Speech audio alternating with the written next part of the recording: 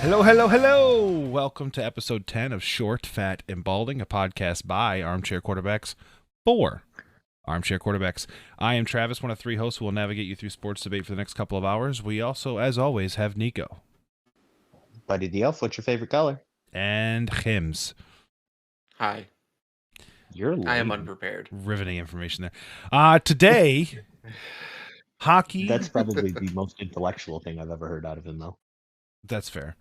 Today we're going to talk, number one, hockey, ! Is, ! Back, !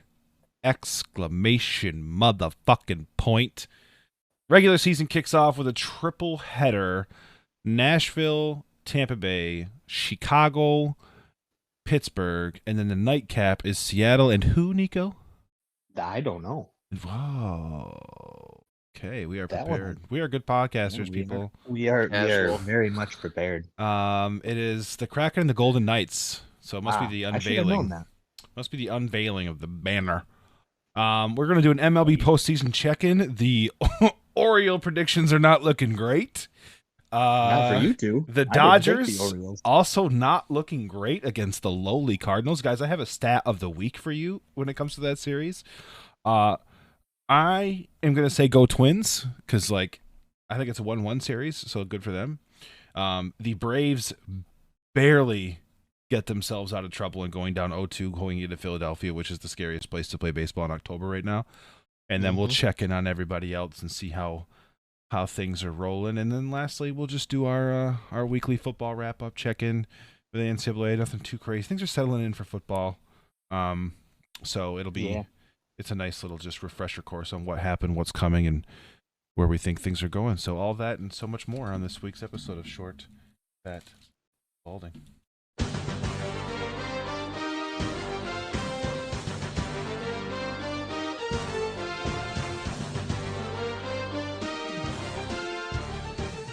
Okay, Okay, thank now you, done. James. Anyways, moving on. We are it's opening night for the NHL boys. It's the greatest time of year. It's my favorite season. It is. It is my favorite season. It's hockey season. It's time to go get really drunk at an ice arena and yell things that they can't hear That because shouldn't be said out loud. yeah, and that they can't hear because they don't hear shit because the glass is actually pretty soundproof. As somebody who works at an ice arena, you really can't hear anything anybody's saying. Yeah. Unless you're above the glass, but those arenas are so big that there's no way. It just gets lost into Oh yeah, and a garbled mess. It gets lost in a flurry of fans. Yeah, I'm gonna sneak a megaphone in. I'm gonna sneak I really want to know how you think you're going to manage that. I'm gonna sneak because they make little ones. I'm gonna sneak a megaphone in, and then I'm gonna chirp somebody, but I'm gonna chirp them in Will Ferrell style. I'm gonna be like that guy. It's like that guy on TikTok that does the polite badgering. well, I'm not gonna polite badger. I'm gonna go after things that don't make sense. I'll be like, "Hey, 97, your stick is too long." Just weird shit that after a while you get self-conscious. You're like, wait, is it too long? And you start asking your friends. You're like, wait, tell somebody their helmet's too big or their head's too big. I could tell Sid that his teeth are too big, but he's probably heard that before. He looks like a perfect, honestly, Sidney Crosby's teeth are so big that he probably could be a double for the mascot of Minnesota.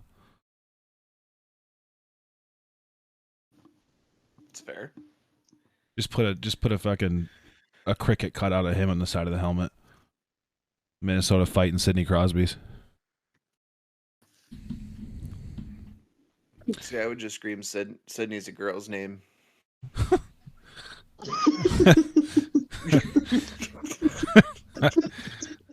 Okay. I guess. Speaking of, just I don't know what to say to you. I never know what to say to him. That's why I just ignore him 90% of the time. I would just say Sydney's a girl's name. It's all I can think of right now. I'm Is that- sorry, he's just- Fucking episode of Family Guy where he's like, "It's a girl, Nickel." Like, Isn't oh no, No, that's Fairly Odd Parents. Why the Parents. fuck did I say Family Guy? I'm cracked out right now, dude. It's not even a late session. We're starting this at 7:45. We're firing on all cylinders right now, except for one of the cylinders is full of fucking gunky oil and it can't get rolling. somebody got water in the oil pan? Yeah, it's not great. We're just I can already tell this is going to go off the rails real quick. it's gonna be It does every fucking time. it's gonna be a good one. It's a girl, Nickel. I gotta get that as an audio cue. It's a girl, Nickel. Oh, That dude took a puck off the side of the head. Ooh, Tanner Glass. Yeah. No, it's Cody Glass. Oh, okay. Aw. Tanner doesn't play anymore. Yeah, I know he Oh, doesn't. that's I fine. knew that when I Yeah, I was said gonna it. say, I'm pretty sure Tanner doesn't play. When I said it out loud, I was like, "That's wrong." But then, Bedard's facing off against Crosby, right? Meow. He's about to get. Yep. They got Tristan, Exactly what I thought. They got Tristan Yari in the fucking net, dude. You're behind me. Am I? Yeah. Let me just not be. No, I ain't gonna be. All right. I'm behind behind ESPN. ESPN was like, this was like 5 minutes ago. Anyways, the Lightning took game 1 of the night, the 5:30 start at MLB Arena in Tampa Bay. You know what? No, I'm not gonna say the fucking town. In that fucking place in Florida. In that place. Back episode Place 4 got for forgot about. context. Yeah, 23,000 fake fans showed up in attendance. They put on the jumbotron when to applaud and when to wave their flags, so they knew what to do. Overall, it was a great environment. 21,000 of those people did not know that the Tampa Bay Lightning existed until 2019. Yeah, and 21,000 of them don't know what an icing is either, so cool. Good for them. Really great hockey environment. I'm glad people went there to learn. Anyways, well, They just Googled things to do in Tampa Bay on a Tuesday Yeah, night. and it's that came actually up, all so they were like, "Ah, tourists. take your It's- cheap, let's just go." it's actually all tourists. They're like, went to go to Busch Gardens. Like, what do we do tonight? Somebody's like, Jeff, there's a hockey game. That's poor Emily. Jeff. That's Him and- Emily Arena for you. I'm Jared's gonna just taking in the game. perch up on my soapbox real quick. Can I do that? You guys mind if I take the floor? Have it. Okay. So No, go ahead. I think I need to further dive into why Tampa's a shit sports town. And number 2 on my checklist is that they're fucking pussies when it comes to anything. So number 1 of late, I told you guys, the city of Tampa Bay's showing for the Rays in the postseason was fucking embarrassing.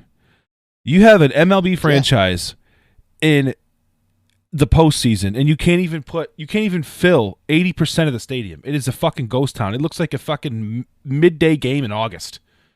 It's fucking embarrassing. You should be ashamed of yourselves. I sent you the fucking picture. Yeah, it's sad. And then they're gonna build them a new stadium. Why? Don't fucking get out, move, go somewhere where they fucking care about you. There were more fans at the Kansas City Royals home game who lost 112 games this year. Right. By the way, Right.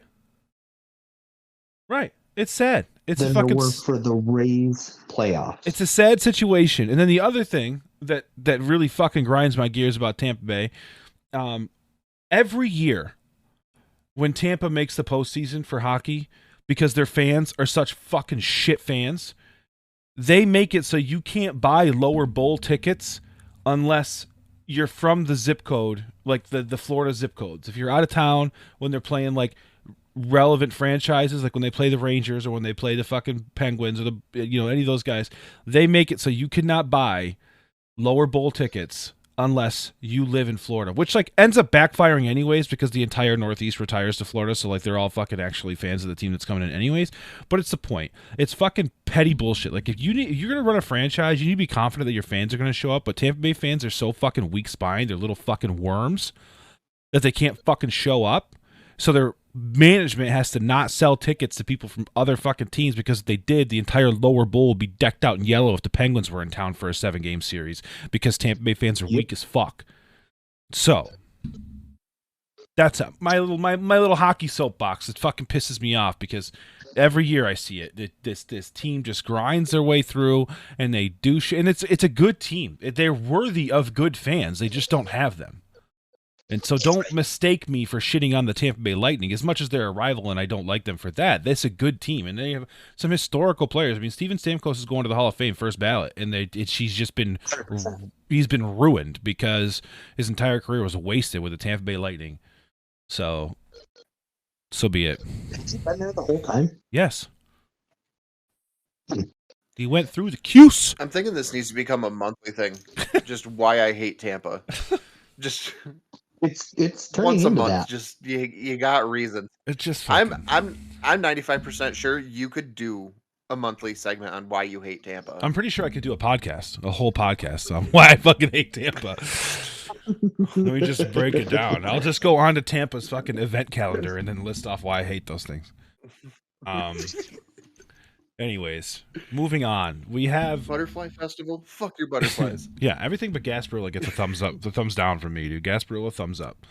Also, but I'm a slut for pirates, so Gasparilla could be anywhere, and I'd love it. Doesn't really matter. But anyways, moving on to That was a weird sentence I just heard, but carry on. He's a slut for pirates? Yeah, you don't know that? I'm a slut for pirates. Yeah. No, pirate I content, knew that. man. I've Black never heard Black that. Sails. Actually, one of my favorite pirate shows came back. It's a comedy. I don't know if you guys have watched it, but it's Taika Waititi. It's This Flag Means Death. No. Yeah, it's like a skit comedy. Not really skit comedy. It's like Anyways, it's based on Edward. Like a Monty Python type comedy? Yeah, it's like a Monty Python. It's like slapstick comedy, but it's based on Edward Teach, Blackbeard, and Taika Waititi is Blackbeard, but like Blackbeard's like questioning his sexuality and shit. It's kind of funny. I have to check that out. Yeah, it's really, really good. And Interesting. it's about Blackbeard and his relationship with, like, I can't think of the actual guy's name, but it's the whoa. I did not turn you on. Okay, so you shut the fuck up. See, Tampa's already getting in my fucking skin.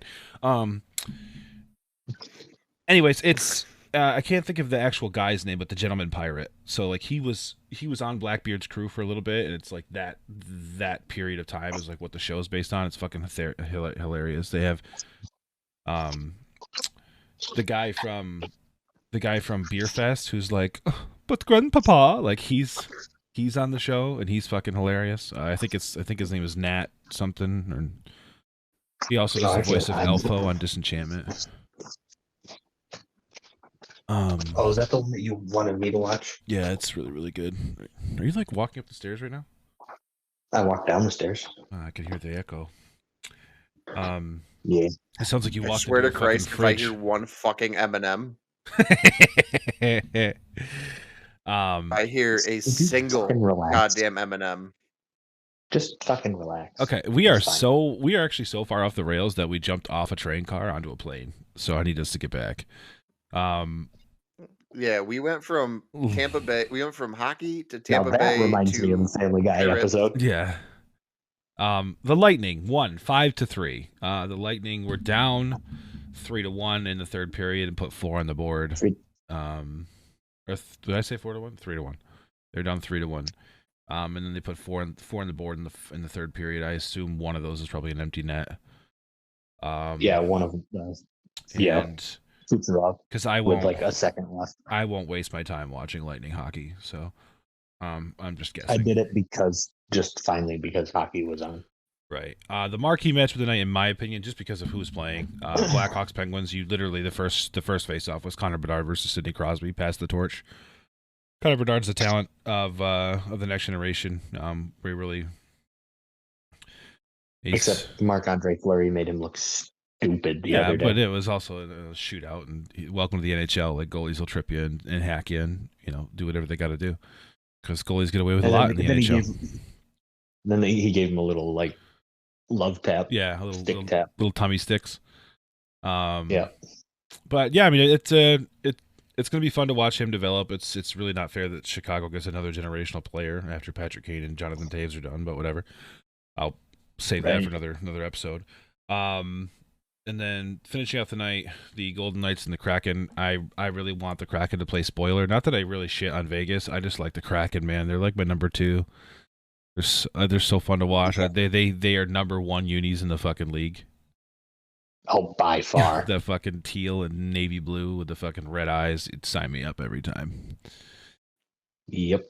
Also, that Seattle, talking about the opposite of Tampa, Seattle. Dude, Seattle is a sports town, man. They eat, sleep, breathe. All of it. Yeah, everything. That team came into town, and you would think their opening night, their first ever hockey game in Seattle, you would think they'd been there for 35 fucking years. Yeah. I mean, that place was electric, and it continues to be electric, and I want to go to Climate Pledge. It has the dual fucking jumbos. Sick. Yep. They fucking put a Kraken, a literal fucking, well, not literal Kraken because they're not real, but like they put a resin cast Kraken onto the ice, like it's breaking through the ice, and they use like the it's a top 3 intro. I mean, Vegas has the best one because nobody puts on a show like Vegas. They have like that Golden Knight that like fights dragons and shit on the ice. It's really cool, but outside of that, it's gonna go for me. It's gonna go Golden Knights, Kraken, and then the Rangers because I'm biased because it's going into the Garden is going into the Garden. You don't really need an intro. You're going into the fucking Garden. Right. Just walking into the Garden. Right. That's your intro. Yeah, and so that's kind of our opener. The real kickoff is probably Thursday. I think that's when everybody's playing. 1, 2, 3, 4, 5, 6, 7 games. So that's what, 14 teams. Are there a lot of people playing Wednesday? Oh, there's a lot of people. They're breaking it up so everybody can get watched. Wednesday and Friday. Yeah, they're breaking it up so everybody can get watched. Friday's a clean slate too. Saturday is the big one.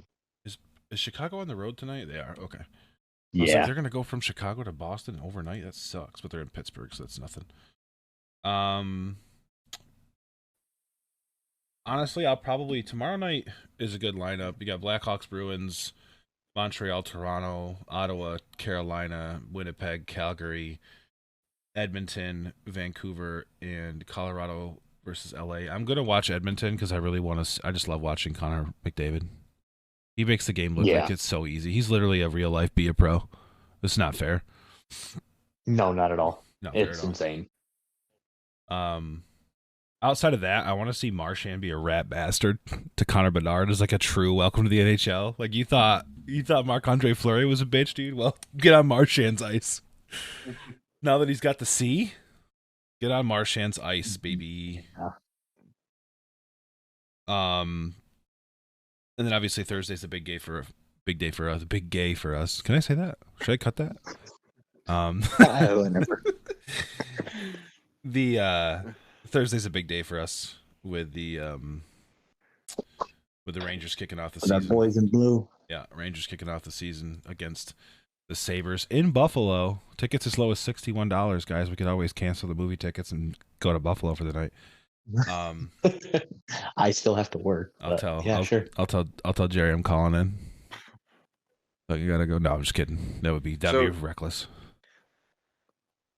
Does that mean we're all showing up to the movies in Rangers sweaters, or naturally? It's opening night, baby. I mean, the game will be pretty much over by then, so we'll know if it's worthy of like being prideful. But I plan on wearing my sweater to work. I mean, it's appropriate. I work at an ice arena at night, so no one's gonna be like, "What the fuck are you doing?" You know? Yeah, that's perfectly fine. Yeah. Outside of that, wearing mine to work, I can tell you that. Thursday night's lineup. You got Rangers at Sabres, Flyers at Blue Jackets. Wow, that's a terrible matchup to start. Those teams are both really bad. $26 feels like too much money to pay to go see that game. Red Wings at Devils. I really honestly hope the Devils take a step back because I'm sick of their fans. They're good fans. They're like the classic little sibling who like everything that they do means way more to them than it does to like the Islanders and the Rangers. Like we don't fucking care. And every single Devils win. Like Devils fans like eat, sleep, and breathe beating the Rangers, and I don't even fucking know a Rangers fan who cares other than to shut them the fuck up. Right. I am much more concerned with the Penguins and That's the fair. Bruins, the fucking Maple Leafs than I am with the Devils. Anyways, Kraken at Predators, Blues at Stars. It'd be nice to see the Stars lighting up. They're probably, I think they're the third favorite to come out of the West, so it'd be cool to see them. The Wild, always got to watch the Wild because our boy's there. Zuki. Yeah. Always got to watch Zuki if you can. Golden Knights at Sharks. The Sharks, I think they're still really bad. So. Yeah, they are. Yeah, and that kind of rounds up There's first. There's no thinking. No. That rounds up the first. That everybody will have played by then, so we'll get a good view, a good purview of how things kick off. The Rangers are gonna have to come to play because the Sabres are good. The Sabres are not as easy as they were 5 years ago. They used to be a pushover franchise, and they are good, man. And then they have Devin Levi, who is like the real deal. Tage Thompson. Yeah, I mean the only thing we know it. The only thing that Buffalo's been missing the last 2 years has been goaltending, and if Devin Levi is anything like he was the last 15 games or so last year, then they're fine. They're gonna be a 50-win team. They've got fucking Devin Levi, UPL, which favorite name in hockey. I love it. Ukko Pekka-Luukkonen. Did you know that my dad, for the longest time, because he only listened to the announcers, thought that Capo Caco's name was Taco Paco?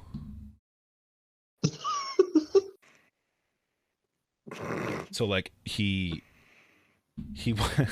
knew his number, and I had the game on mute, and he's watching it, and he saw he scored, and he was like, Taco Paco. I'm like, what did you just say? He's like, that's his name, right? I was like, his name's Capo Caco.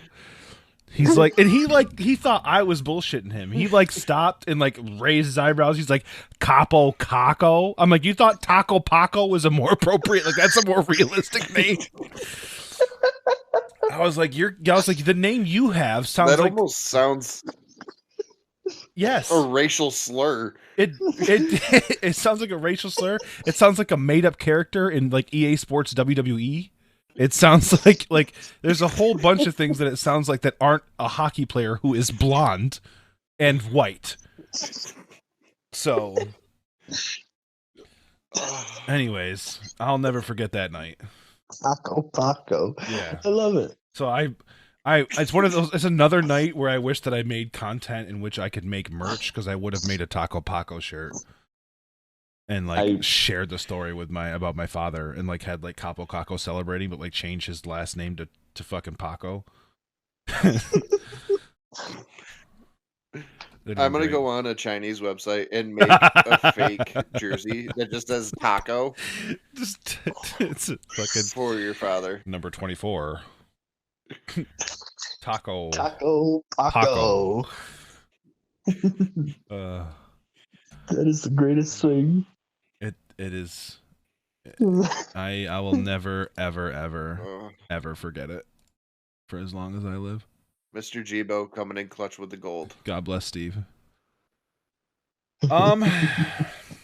Yeah, I mean that's pretty much where we're at. Unfortunately, where we record is the very fucking kickoff. Literally the only regular season game that's finished is the Lightning and the Predators, and I will not waste more of my time on Tampa. So I know.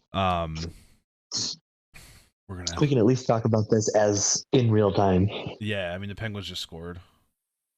Yeah. They're over here. They have 7 shots. Is Tristan Jarry a good goalie? Like I feel like he's one of those meh goalies. But I don't know. Yeah, he's made it best. It's his fucking defensive line that makes him shine. Dude, Evgeny Malkin, as much as you want to talk shit about him, Nico, he's fucking so big and so strong. He's huge. I don't care. Fuck him. I don't know why you gotta hate on him, man. Because he's a Penguin, and if I don't, then I'm gonna have to hear about it from your brother. Why? What do you mean? That's Why? actually a very valid point. You can like a player and not like a team. No, Like I I can't. hate the Boston Red Sox, but I love David Ortiz. That's actually I guess that's the an difference excellent. between You tell me right now you don't love Big Papi? I mean, I have Fine. I have a signed. It's fine. I mean, it's not Big Poppy, but I have a signed Manny Ramirez baseball card, and it's like one of my favorite things that I own. Because it's just Manny being Manny, man. Anyways, Yeah. besides Nico's pettiness, No, I'm unwilling to. if there was a player that I love that's not on the that's not on the Yankees, it would be Adrian Beltre.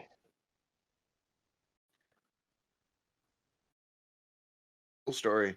I'll never understand why So- they bring blimps to hockey games. It's in a fucking arena, dude. Like, Right. And- nobody's Nobody's gonna gonna see it and I fucking see mean it. this. I mean this with the utmost respect.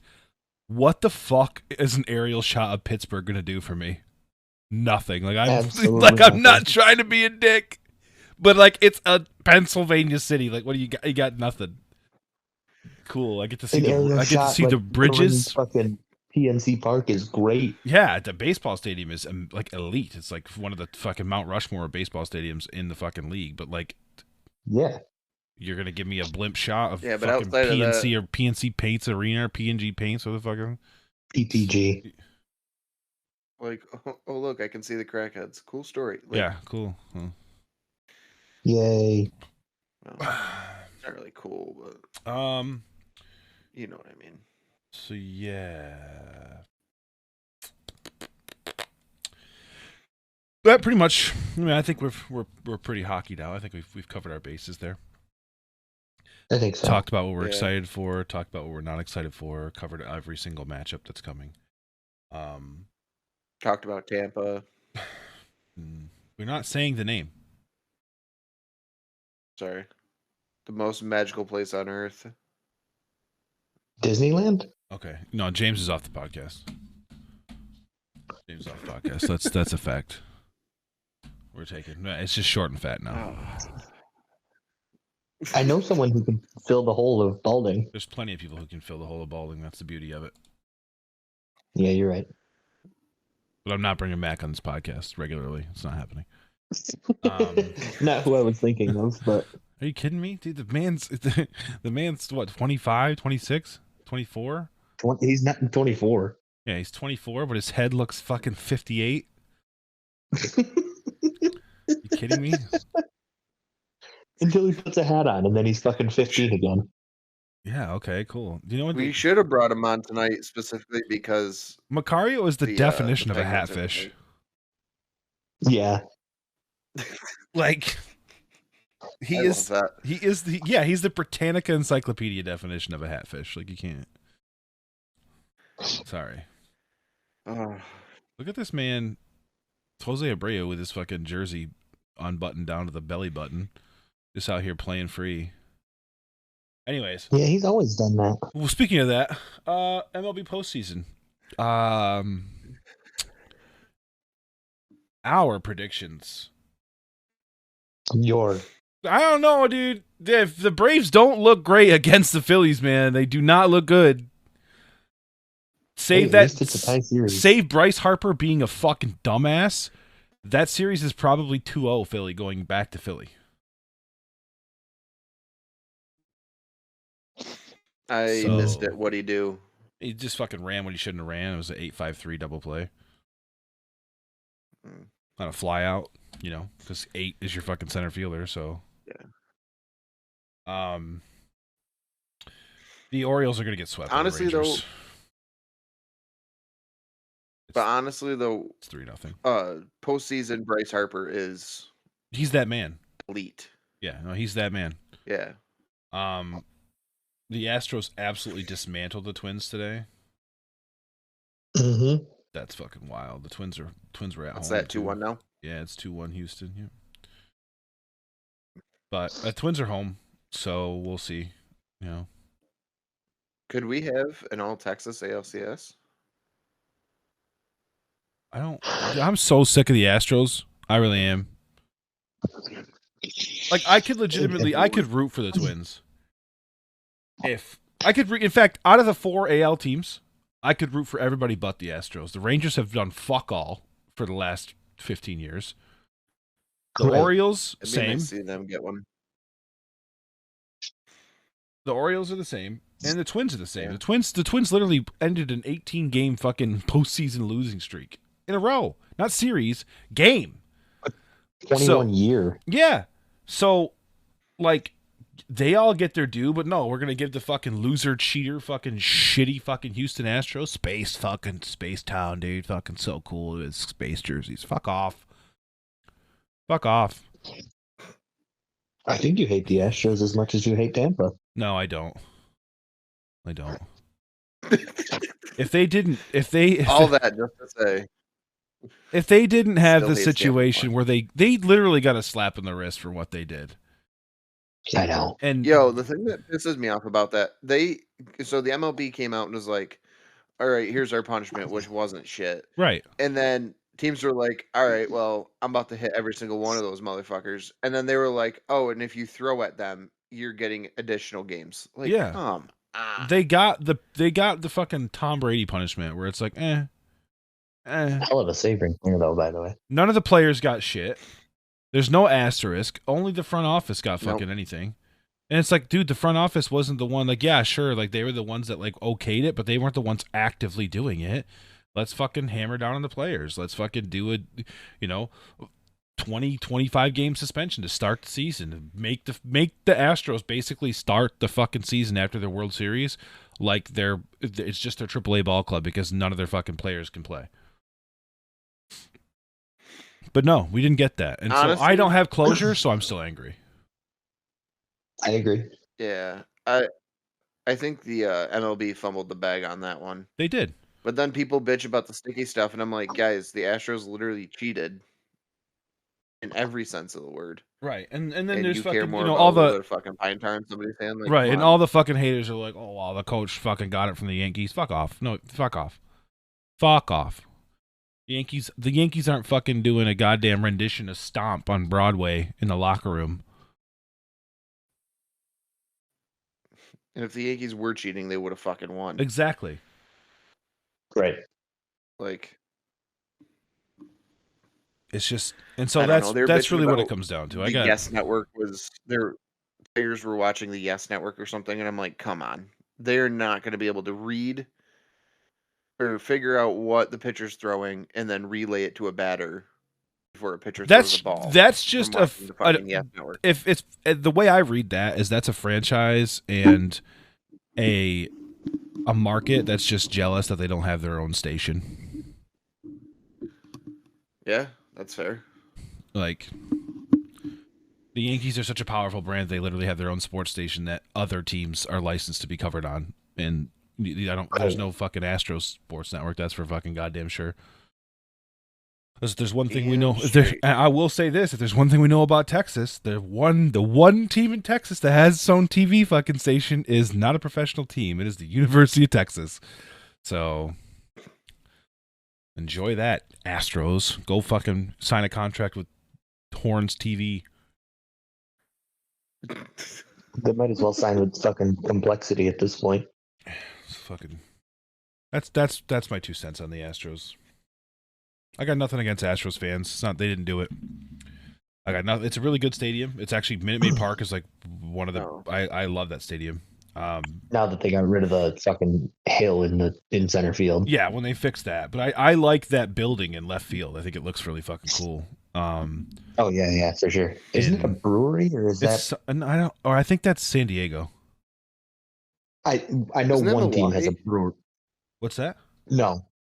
It's not Milwaukee. I know that much. Well, the Milwaukee is the Brewers, so it would make sense. Yeah. Yeah, that no. might be why my brain said Milwaukee. I'm pretty sure it's San Diego. Or no, I'm tripping. No, I think it's that right there.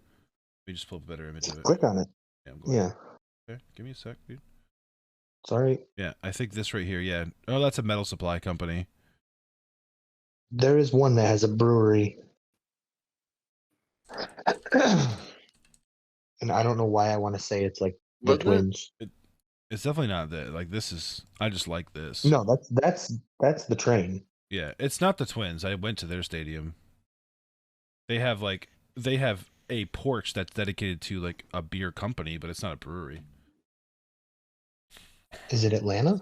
I think you're No, thinking of they've an got the Chop old. House.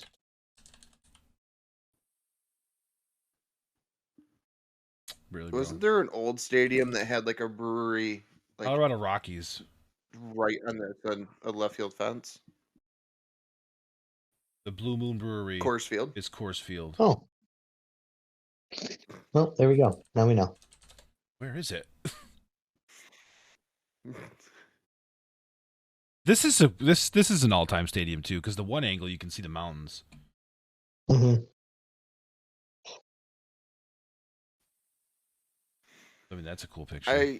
I just think that I love baseball fields, man. Camden's probably the most beautiful stadium. Really, in more the than Major Leagues. PNC? PNC is top tier.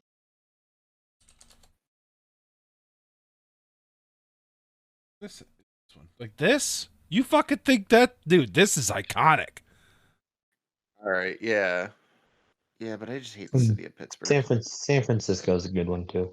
Yeah, with the bay right there. You think why do you hate, dude? Do not bring NFL rivalries into this. This needs to be an unbiased review of stadiums. I just hate the city of Pittsburgh. Stadium. We're reviewing the stadium, not the city. Like, I think PNC Park is way cooler than this. Camden Yards is cool for like its history, and like this is fucking really cool. You know, this like walkway that they have. Mm-hmm. Yeah, that building in the back though is Street. iconic. Yeah, the Utah Street building. But like, you're not gonna tell me that this view is better than that. You're just not. That's fair. I'll concede that. Yeah, you just can't convince me. It's too bad the fucking Pirates are just trash. Yeah, I mean, dude, this is the home of Roberto Clemente. By the way, did you guys see the push to retire his number league wide too? They should. Really? Yeah. Nice little voice crack there. They say that like the argument is that he did for Latin American players what Jackie Robinson did for black players, and it's a fair argument. I mean, I'll give it to him. Yeah, absolutely. McCovey Cove, that's the other one. AT&T Park. That shit. Sure. How many MLB players actually wear 21 now? I mean, I'm sure. Like currently, I'm sure quite a few. Are they gonna allow them to be the last ones to wear it, like they did with Mo? Like they did with Mo, yeah.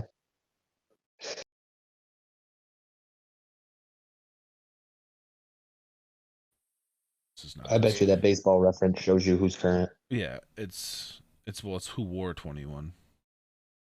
Right, but the underlined and bold players are usually the ones that are current. I'm just gonna go to 2023. Oh, there you go. So 1, 2, 3, 4, 5, 6, 7, 8, 9, 10, 11, 12, 13, 14, 15, 16, 17, 18, 19, 20, 21, 22, 23. So 23 of 30 franchises have a number 21. And the teams that don't probably have them already retired, because I see like Boston and the Yankees are on. I see 2 Atlanta Braves. You do? Yep, 2 above that. Oh, yeah. Interesting. Okay, so 22 out of 30. Are any of them notable, though? And 2 of them Milwaukee. They must have got traded. Up the very top. Yeah. Yeah, they're both pitchers. Mark Canna's not a pitcher. Oh, no, they're not. I read WAR as ERA. I don't know why. Are any of them relevant? I mean, Mark Canna. Yeah, that's like Jose Ramirez. Hunter Green. Jose Ramirez. Michael Lorenzen. Lars Nootbaar. Love that. Yeah. You know, he played for Team Japan in the World. Yeah. That's probably about it. So Jose Ramirez. Max Scherzer technically wore 21. When he was with the Mets, yeah. Yeah. So, like 10 minutes? Yeah, What? pretty much. Oh, He said he wore it for all of 10 minutes. Yeah, he wore it for as long as Aaron Rodgers wore his Jets jersey. Yeah. Yeah. I mean, Oof. but yeah. So, wow, dude, the Orioles are done. They're done. It's 6-0. Is this a best of 5? Yeah. I swear to everything holy, if Joey Gallo gets a ring before Aaron Judge, he'll rage. How the fuck, dude? What the fuck? Joey Gallo isn't on the Rangers. Yeah, he is. Isn't he? No, that's where we got him I thought he from. went back there. No, he went I to thought Minnesota. he went back. He went to Minnesota. Yeah, and then Donaldson, Oh, the Minnesota Donaldson was on the Yankees? Brewers. Yep. Dude, what the hell, Baltimore?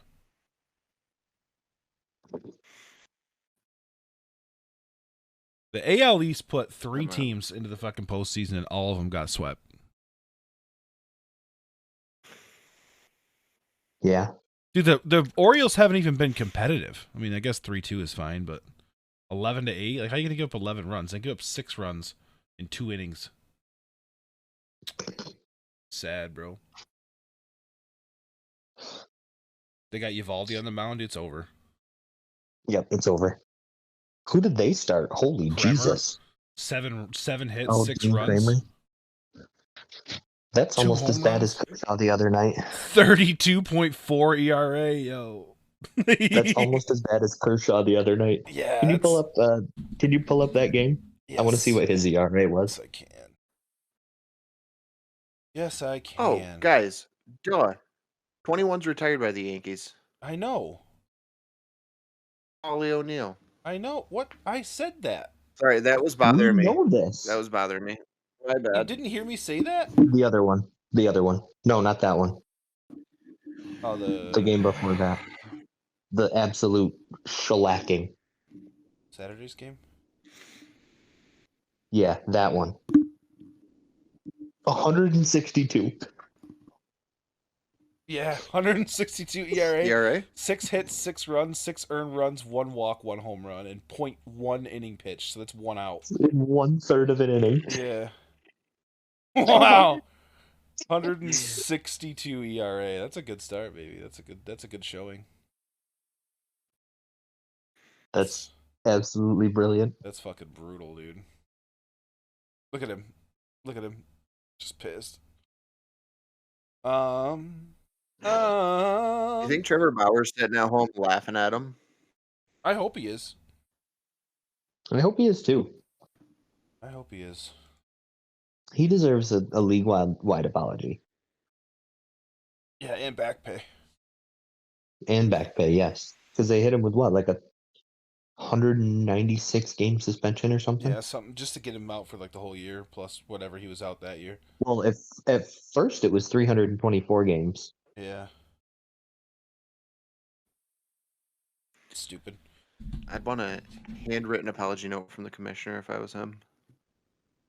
Speaking of that, can I just say that one of the most underrated like rivalries in all of sports is Dave Portnoy versus Roger Goodell? Love Really? it. I am here for it. You don't know about that? Way. No. Dude, Roger Goodell can't stand Dave Portnoy. And then they did like a competition. I can't think of what Super Bowl it was. I think it was Super Bowl 50. Where it was the one with during COVID. What was that one? 51 or 50? No, 52 was the last one, the most recent one. No, that was like So the 54. No, sir. It was literally L11. No, because Super Bowl 50 was Peyton's year. bro? Argue with me. 57. Wow, we're way off. I just saw the You're two. way off. I saw the two eyes. I was like, "That's easy, bro." No, it's like I know No, that that's Super Bowl dumb. 50 was the one that Peyton Manning won with the fucking Yeah, I'm stupid. Broncos. So then it would have been 55. Whatever Super Bowl was during COVID, they Yeah, had it was like 54. they had a competition where you could watch the Super Bowl with the commissioner in the basement of his house. Mhm. And Dave Portnoy tried everything he could to win that competition because he wanted Roger Goodell to like openly tell him no. He just fucking can't stand him. And he like there's like a whole like montage of him getting kicked out of football games and shit. I thought he actually won that competition. Did he? He might have. Maybe not. Could you imagine the content that come out of that I basement? Oh, Portnoy just sitting there talking so much shit to him. No, it's the Google hits are not there. It's all about the last Super Bowl. And I'm sure the NFL wants to keep it that way. Yeah. Yeah. What? I want to know where that whole thing started. Yeah, I don't know the Oh, history it was of the it. clown nose.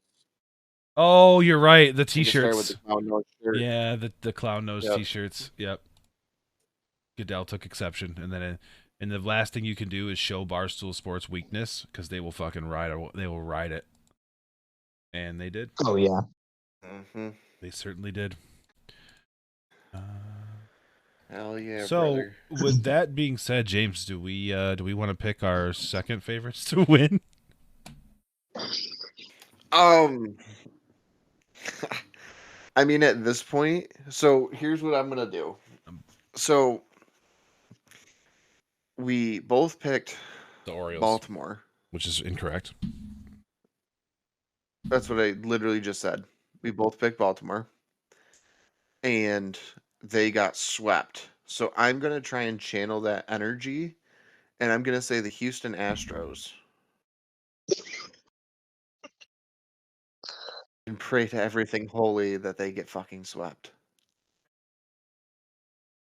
Slept. So I'm gonna go with the Houston Trash Cans. So you're trying to you're saying that our energy caused the sweep, and you're trying to transfer that energy to the Astros. Yes. I get where you're coming from, and I respect that. My body is physically incapable of saying the Houston Astros and pick to win in the same. That's why I Thought. never said pick to win. It's true. It's true. I specifically dodged those words. Also, I just want to let it be known that I feel sick to my stomach saying that. I am going to jump on the Phillies. I'm going to be a fanatic for the rest of the October. The month that ends. Yeah, I think I'm gonna hop on that too.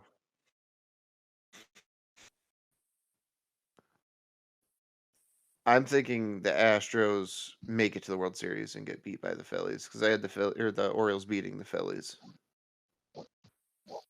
Yeah, you did.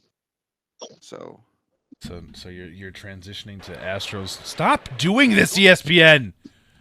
The Astros losing to the Phillies. I'm gonna say the Rangers lose to the Phillies now. Interesting. Yeah. I feel like they're gonna pray that Houston doesn't even make it out of this round. Houston's having a bit of a time with Minnesota. I mean, granted they put them away today, but they've been pretty much back and forth the first two games, and we'll see because Minnesota's fiery. They can bounce back. Also, postseason game for $12, Minnesota, you dogs. Love to see it. Versus Philadelphia. How much is Phillies? $228. 228. That'll do it. Yep. Oh, probably because it's the Braves. Yeah, it's a division rivalry, and it's Philadelphia, dude. Philadelphia. I don't think that there's a town. Like they'll shut the whole city down. Mm-hmm.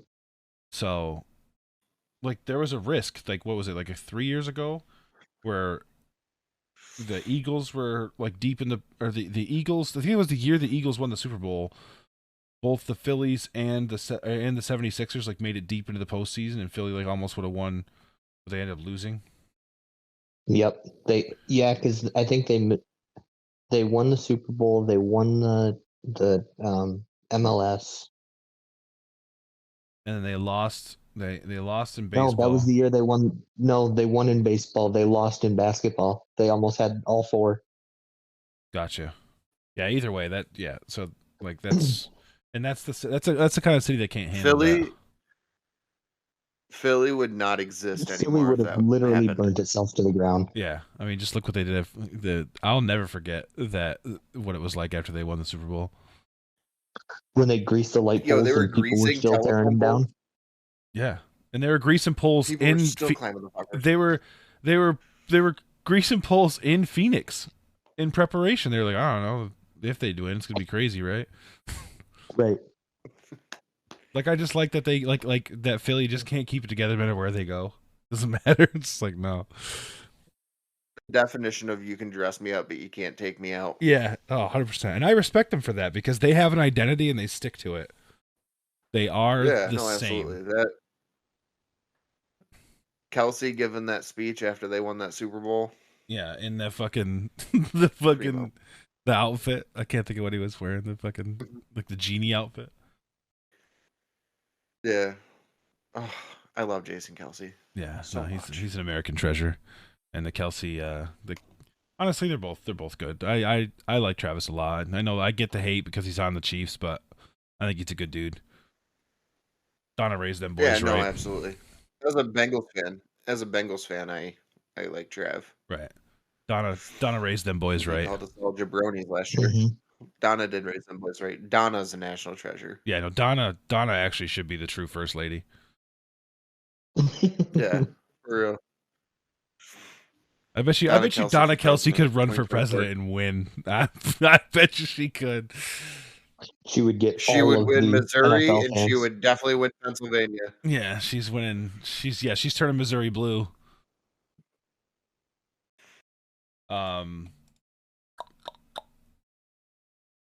Yeah. I would say that we have sufficiently tackled baseball. Unless anybody else has things that they want to talk about besides the Dodgers are going to get swept by the fucking Diamondbacks, which is embarrassing. Imagine. Good. Sorry, that is one of my. I forgot because I fucking actually have ADHD. So this is one of the craziest like events in MLB postseason history. So this is like the most unlikely sweep of all time if it happens. Hear me out. The Arizona Diamondbacks, 84-78, they were outscored on the year by 15 runs.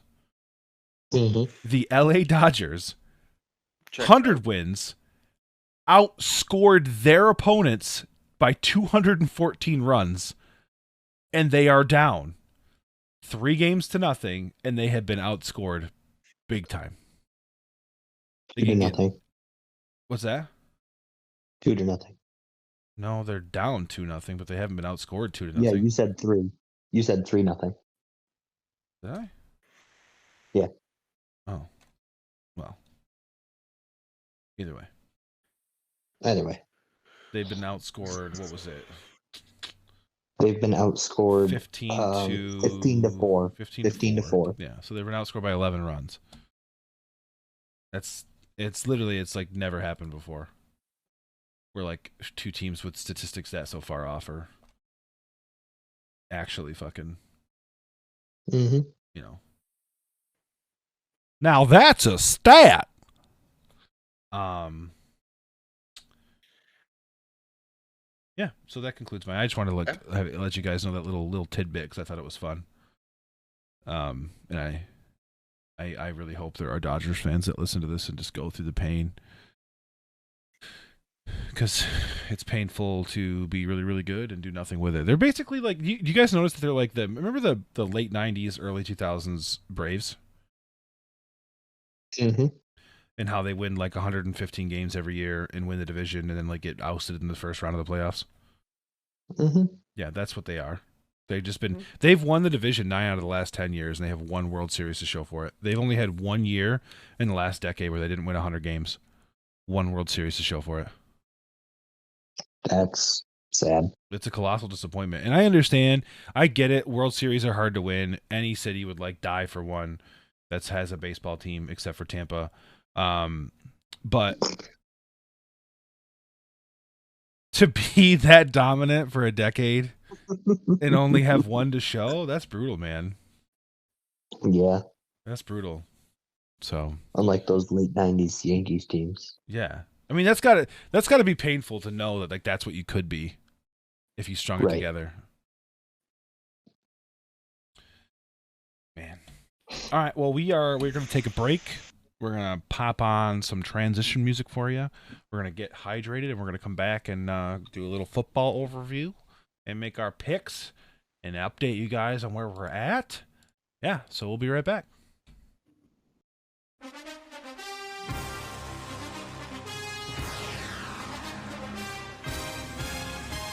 All right. Thank you for bearing with us. We are hydrated. We have relieved ourselves, and we are ready to roll. A little football roundup, as always, starting with college football. Top 25. Michigan took care of business.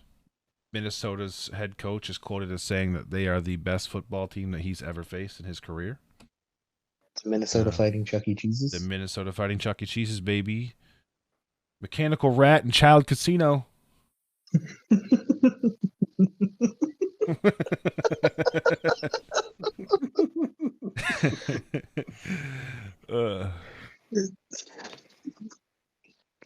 It's not wrong. I know. That's why I love it.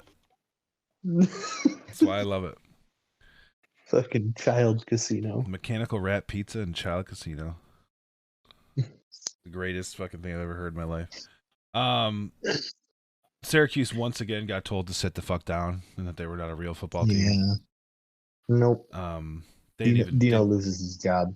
He's got to. I mean, granted, Syracuse is just not a relevant football power. I can't really blame him. It's hard to recruit when you play in like an archaic fucking stadium and you don't have a cool locker room and all that shit. Yeah, they need to rebuild. They need to completely upgrade their facilities. So I wouldn't say they need to rebuild. Right. Like the updates they did to the dome are good. They probably need to update the seating. The seating's fucking brutal, but they need to update the facilities. Like at the end of the day, as long as the field's nice, the players don't give a shit with the crowd sitting in. I mean, look at Michigan. Michigan, the entire thing is just benches. There's no seats in that fucking building. But their locker room sucks. Like the guts of the dome are old, and they need to update that too. They can't just update the roof and call it a day. Right. Drake May is making the argument that he probably should get drafted above Caleb Williams. I'm not saying that. That's not a hot take here. I'm just saying he's playing really well. He's playing very well. He is easily the best quarterback in the ACC, bar none. Mm-hmm. Kentucky disappointed the fuck out of me. I was really hoping that they would. Honestly, I was hoping they'd beat Georgia, but I was hoping they'd at least give them a run for their money, and they didn't. Yeah, and then fucking Oklahoma handled Texas. 34-30 is hardly a handling, but it was a pretty. I mean, that last drive though. That last drive, they handled Texas on that last drive. They did. They marched downfield on them. I was watching that, and I'm like, I don't know why, but I just like seeing. Especially a rivalry game like that. I like seeing the higher ranked school lose and watching the fucking fields. A rivalry game on the field. A rivalry game that literally has its own stadium. Yeah. That's like what the Cotton Bowl is for. It's literally what it's for. And I'm sitting there watching it, and they got the ball back, and I'm sitting there thinking to myself, I was like, this would be so fucking lit if they just walked down the field on them right now. And then they did. And Oklahoma did go for a nice walk. That is true. James, were you sweating a bit at halftime? Profusely actually. Well, here's the thing. Going into it, you know, we're playing an unranked Maryland team who deserves to be ranked, if we're being honest. From what I've seen from them, they're Yeah, one of the better colleges. Tua's I'm little not saying brother like is top 10, legit. but like, yeah. So I'm sitting there watching them and I'm like, man, we're about to lose to Talia? Maryland. Is that Sure. his name? Talia? Something And like I that. go, something like that, yeah. And I'm sitting there and I'm like, there's no way. Like, and then I turned it off and I was like, all right, you need to go for a walk. Well, not really a walk. I was at work. I had things to do. Right. Um, but I was like, you just need to stop paying attention to this because it's just gonna piss you off. And then I came back and they're up by like 10 or 15, and I'm like, okay, this is okay. We're gonna make this one. But I was pissed because we just got back in and I talked all that shit about not beating ranked teams. And I'm like, man. Yeah. It was tight. It was Or tight all the barely way up beating until ranked teams the on top of the that. fourth quarter, and then like Ohio State separated. They did. But I will say that is a very good Maryland team. Yeah, and let's say you guys were home, right? Mhm. Yeah. Yes. So I mean, that's showing Yeah. something that they stuck with you for 3 quarters in the horseshoe. They actually had a lead in the third quarter. Yeah. They were up 17-10. And then they just lit them up after that. But it was a good game. I will say that, and I think Maryland deserves more love than they're getting. USC is looking weak. Yeah, I'd say. They struggled against Arizona State. They have now struggled. They had to go to 3 overtimes against lowly Arizona. Like, that's not what. Was it 3? Yeah. Yep. Jesus. Like, that's just not a top 10 team shouldn't be struggling like that. They should definitely not go to 3 overtimes against Arizona. No. And quite frankly, I think they should have been dropped out of No. the top 10. They might have been. I didn't pay attention. Let me check. I might be They're talking shit 10. for no reason. Whoa. They're 10. Whatever. So you go 3 overtimes with a 3-3 Arizona team, and then you lose one. Whatever. Not gonna get started. Louisville. They won on a safety? They won a 2-point conversion. It was overtime. Like after 2 overtimes, you have to go for Oh, okay. for 2. That rule. You have to go for the 2, yeah. Okay. Is that just a college rule? Yes. Although I like college's overtime system. I'm not gonna lie to you. I know there's like NFL people that don't, but I like it. I think it gets the game done in a timely fashion, and there's no ties. Big thing.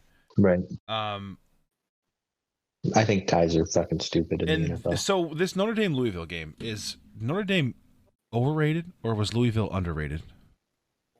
Well, who has I don't know. Louisville played? Let's find They out. haven't played anybody.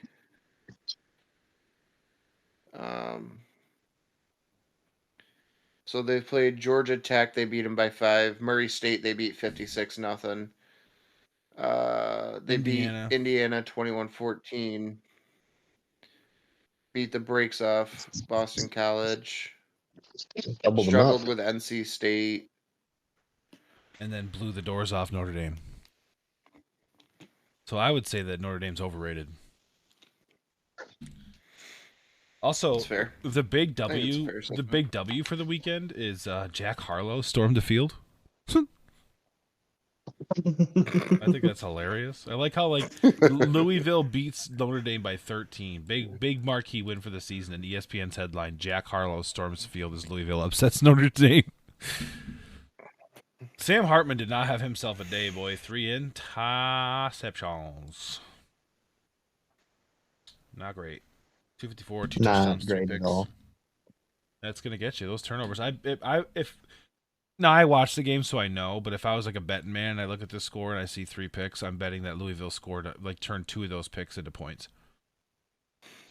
And it comes down to turnovers. You know, every fucking football coach from Pee Wee on up, turnovers cost you games. Got to win the turnover battle. How many times did you hear Coach Covey scream that at you? Never. Well, you didn't play football. Actually, never. Neither did I. Oh, all right. He yelled other things at me, but it wasn't about football. It was about Moving baseball. on, Alabama. It's 26-20 over Texas A&M. I mean, I guess that's where you want the SEC. I mean, it's a win. Texas A&M. Excuse me. Texas A&M is a middle of the road SEC team, so I mean it's Alabama's. The SEC West is Alabama's to lose. LSU's been a total fucking disappointment. Wazoo loses to UCLA. I did not see that coming, to be honest with you. Wazoo's looked really good. Mm-hmm. Oregon State gets no love. Didn't they just beat Washington State too? No, they lost to Washington State. Oh, that's what it was. Yeah.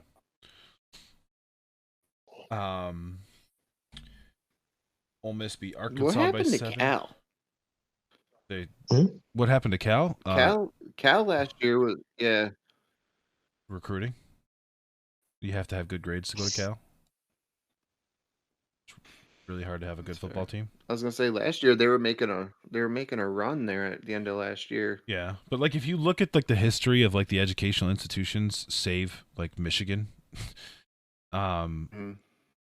it's really hit or miss on if their football team's relevant. Like remember when Jim Harbaugh was with Stanford, like they were really really good, and then they've done fuck all since. And like Cal has years where they're ranked, and other years where they're not. Like Duke's doing that thing. You know, they're another academic institution that's for the most part irrelevant in football, but they're having a good year. That's really what it comes down to.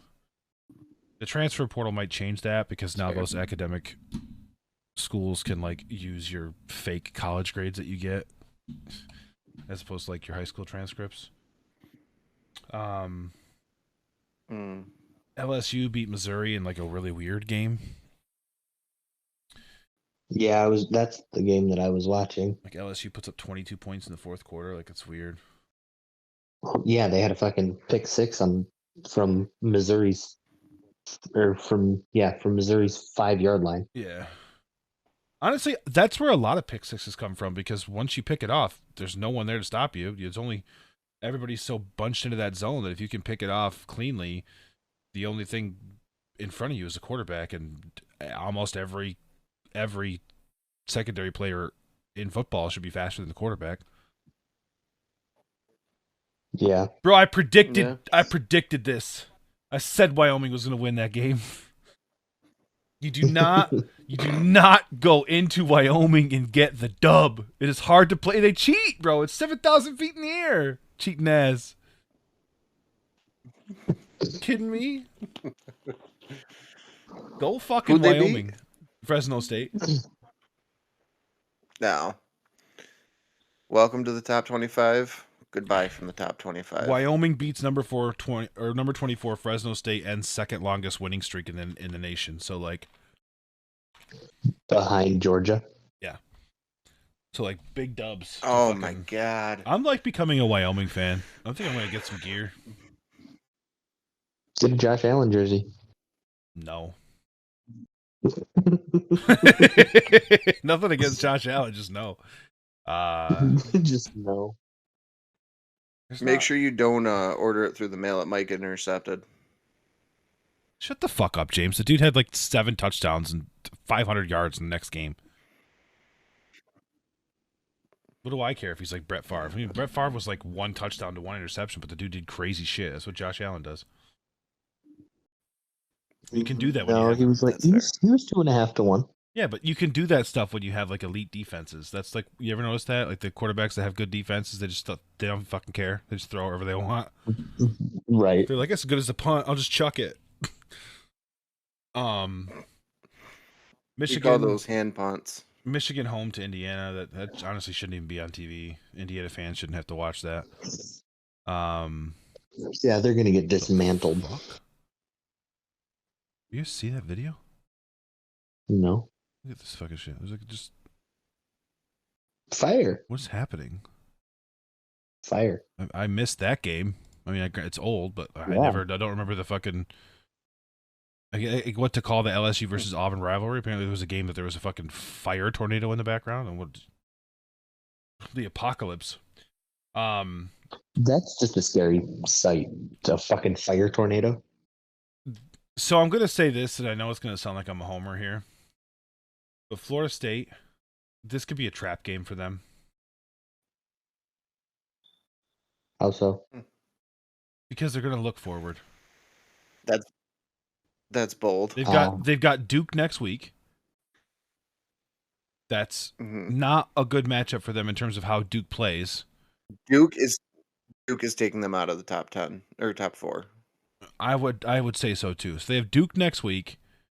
They've got Syracuse looks like an easy opponent. They've gotten blown out by they didn't really get blown out by Clemson, did they? 33-10, I think.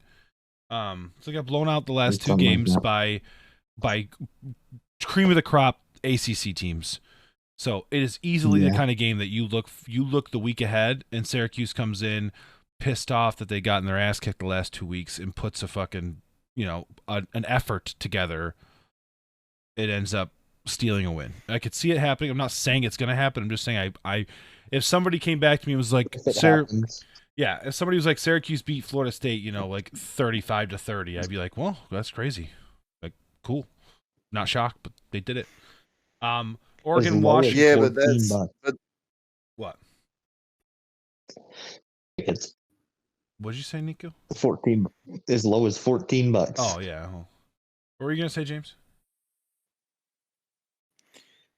That's what worries me about this weekend is Ohio State's in a similar situation. Purdue? Who do they have next week? Purdue, Penn State. Oh yeah, that's a very similar situation. Penn State Trap. looks scary on the fucking schedule, and then you got this lowly Purdue team coming in. Yeah. Can we real quick? I know we're skipping ahead a week, but week 8 has some matchups. Mm-hmm. The big marquee this week is Oregon, Washington. Like that's like it. Yeah. I mean, Oregon, Washington is going to five matchups. Yeah. Oregon at Washington is going to decide the Big 12 or the Pac-12. That's winner takes the conference there. I think Michael Penix Jr. is going to ball out. Holy shit! 2,000 yards in 5 games. Yeah. 16 touchdowns, 2 picks. Jesus Christ. So it's going to be a good game. I'm definitely going to watch it. It's a noon kickoff for them or 12:30 kickoff. But so are we going to hammer the over in that one? Yeah, over a 67. Oh, that's what 35 apiece. Yeah, easily. Yeah, it's 34-33. Yeah. I don't like that they don't do half points. Yeah. Yeah, because it's just a high rate of push. If you do evens. Right. Arkansas, Alabama. I don't really care about that. It's just another fucking cakewalk for Alabama against a middling ACC school. Cal versus Utah. Utah should win that handily at one of the best stadiums in football. Penn State versus UMass. Imagine Penn State loses that game. That would rock. Should I take the line at 42.5? I would. Are you kidding me? Fucking Mass is getting 42.5. All they got to do is not lose by 43 points, and you get them. Watch it end up being 56. Watch it end up being 56-13. Right. Texas A&M, Tennessee. I mean, I guess that's a game. I mean, tickets are $173. Tennessee's only given 3.5. I mean, I don't really know much. I know Texas A&M. I know that one of Texas A&M losses is to my fucking Wyoming Cowboys. So fucking go Cowboys. My Wyoming Cowboys. You're changing allegiances already, huh? No, I'm not changing allegiances. Fucking, go Wolverines, go blue. But like number two, Wyoming, baby. Let's go. That can be your FCS school. They're not net. They're Division 1. Oh shit! They're in the Mountain West. My bad. Yeah, what the fuck? Pardon me. Pardon me for not knowing About the Mountain great West. University of Wyoming. Yeah, dude. What the fuck? Kansas, Oklahoma State, whatever. Louisville, Pittsburgh, whatever. If Louisville doesn't break the fucking, how are they only 7.5 point favorites? Pittsburgh's bad at football. Mm-hmm. Great at basketball. Fuck them. Washington State should show USC what it's like to play Arizona, like actually beat them. LSU, Auburn, that's apparently a rivalry. LSU's 11-point favorites. Yes. USC, Notre Dame, and that's a marquee matchup just because of what it is. It's. And Notre Dame's the favorite. I know that's wild. It really, you know what? It's not wild to me, given USC's performance last week. USC having to travel across, but 2 time zones into. Indiana. Yeah, into Indiana, South Bend. Miami, North Carolina, sneaky good. Sneaky good. Miami's gonna enjoy 1 week in the top 25. Or no, did they start the season in the top 25? I think so. I thought they lost early on and then they got knocked out and came back. Yeah, they might have started the season against Clemson. I don't know, but either way, They were 17 last week. They were number 17 last week. Yeah, they lost or they beat A&M, that put them at 22. Oh, so they've Temple been in put the them top at 25. 20. They lost to Georgia Tech. Oh, they got as high as 17. They lost to Georgia And Tech then last week, so that's they why lost- they're down to 25. I got it. Okay. Yeah. Well, North Carolina's gonna knock them out. They're not gonna be ranked after this week. North Carolina looks like a juggernaut, man. They look good. Yeah. Which is weird to say, but Drake May, man, he's balling out. Kentucky, And he wants to be there too. Yeah. So. Oregon State, UCLA, another sneaky good one. NC State's quietly 4-2. I did not know they were like even relevant. Good for them. Yeah. Yeah. So I mean, overall, it's a good palatable Saturday. I'll watch most of the games. I'll definitely watch I'm obviously gonna watch. Starting now, Michigan, Indiana. I'll probably keep the Syracuse, Florida State game on in the background to kind of just until it gets out of control. Mm-hmm. Then I'm absolutely committing the entirety of the 3:30 time block to Oregon, Washington. Absolutely. And then I'll probably watch USC Notre Dame at 7:30. Then finish the night off with. Oh no, that's 8 o'clock. There's no like late game. That's weird. Usually there's a Pac-12 game on late. I thought this game for sure was a 10:30 start, but it is not. So looks like the 7-8 o'clock realm is a lot of good fucking football. You got UCLA, Oregon State on Fox, Miami, North Carolina on ABC, USC, Notre Dame on NBC. ESPN's taking Auburn and LSU. Like those are 5 decent games you can just flip around. Mm-hmm. Cool. All right. On to the NFL, the fucking big daddy of the room. Update for all of our fans. Current records. I am 38-24 in picks. James is 28-34. And Nico is 32-30. So he broke the 500 streak. He had fucking 4 straight weeks of 500 and then breaks that. Goes 8-6. No, I didn't. I went 7-9, 8-8, 9-7. All right. Either way, you were 2 games plus this week. Congrats, so it's your best week. You were the Cowboys for 3 weeks. Yeah. Just mediocre. Just middling. That's fine. Middling. Can we real quick talk about George Kittle wearing a "Fuck Dallas" shirt underneath his jersey. Respect, dude. George Kittle, the artist. I'm here for it. George Kittle, the art. And Debo told Micah Parsons the next matchup might be worse. Yeah, because Micah made a comment about this. The score wasn't indicative of the game. Yeah. Or this game was. Yeah. Good luck. Yeah, there's people that were so funny. They saw that Micah Parsons quote and they're like, "Was he watching the same fucking game that I was?" Because the Dallas Cowboys got beat in every phase of the game. I just thought they wouldn't put somebody out there who was in concussion protocol to talking to reporters like that. I mean, right? Jesus. So breaking the week down, shocker of the week, quite frankly, 40-20. The Bears walk away from the Commanders with a Vic, with a dub on the line. Who saw that coming? Nobody. What the fuck? But quietly, Justin Fields leads the league in passing touchdowns. Really? 100%. I think he's tied for first, but wow. He's thrown 7 in the last 2 weeks? Right.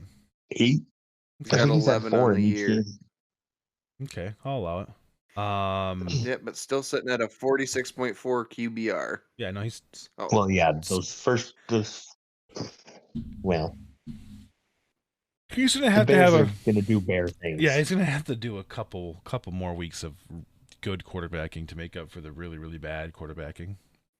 DJ Moore was a fucking knight, by the way. Oh yeah, 100%. Holy shit! 230 and 3 touchdowns. Yeah, holy shit. That's fucking crazy. I was watching it when I was at bowling, and I get a text from Macario because he's got DJ Moore on his fantasy team, and he just goes, DJ. Oh, what did he say? Hold on, I gotta go find it now. Or DJ Moore Masterclass. Yeah, that's nuts. That's all he said. And then DJ Moore goes off for 230 and 3 touchdowns, and the Bears are like, all right, Chase Claypool, goodbye. They're right. Don't need you. They sent him. Didn't they send him back? They sent him to the Dolphins. Did you send him to the Dolphins? Did you see what Mike McDaniel said in his press conference after that trade? No. He literally was like, "That's crazy. We don't need receiver help." It's just, I fucking love that man. I wish he was my coach.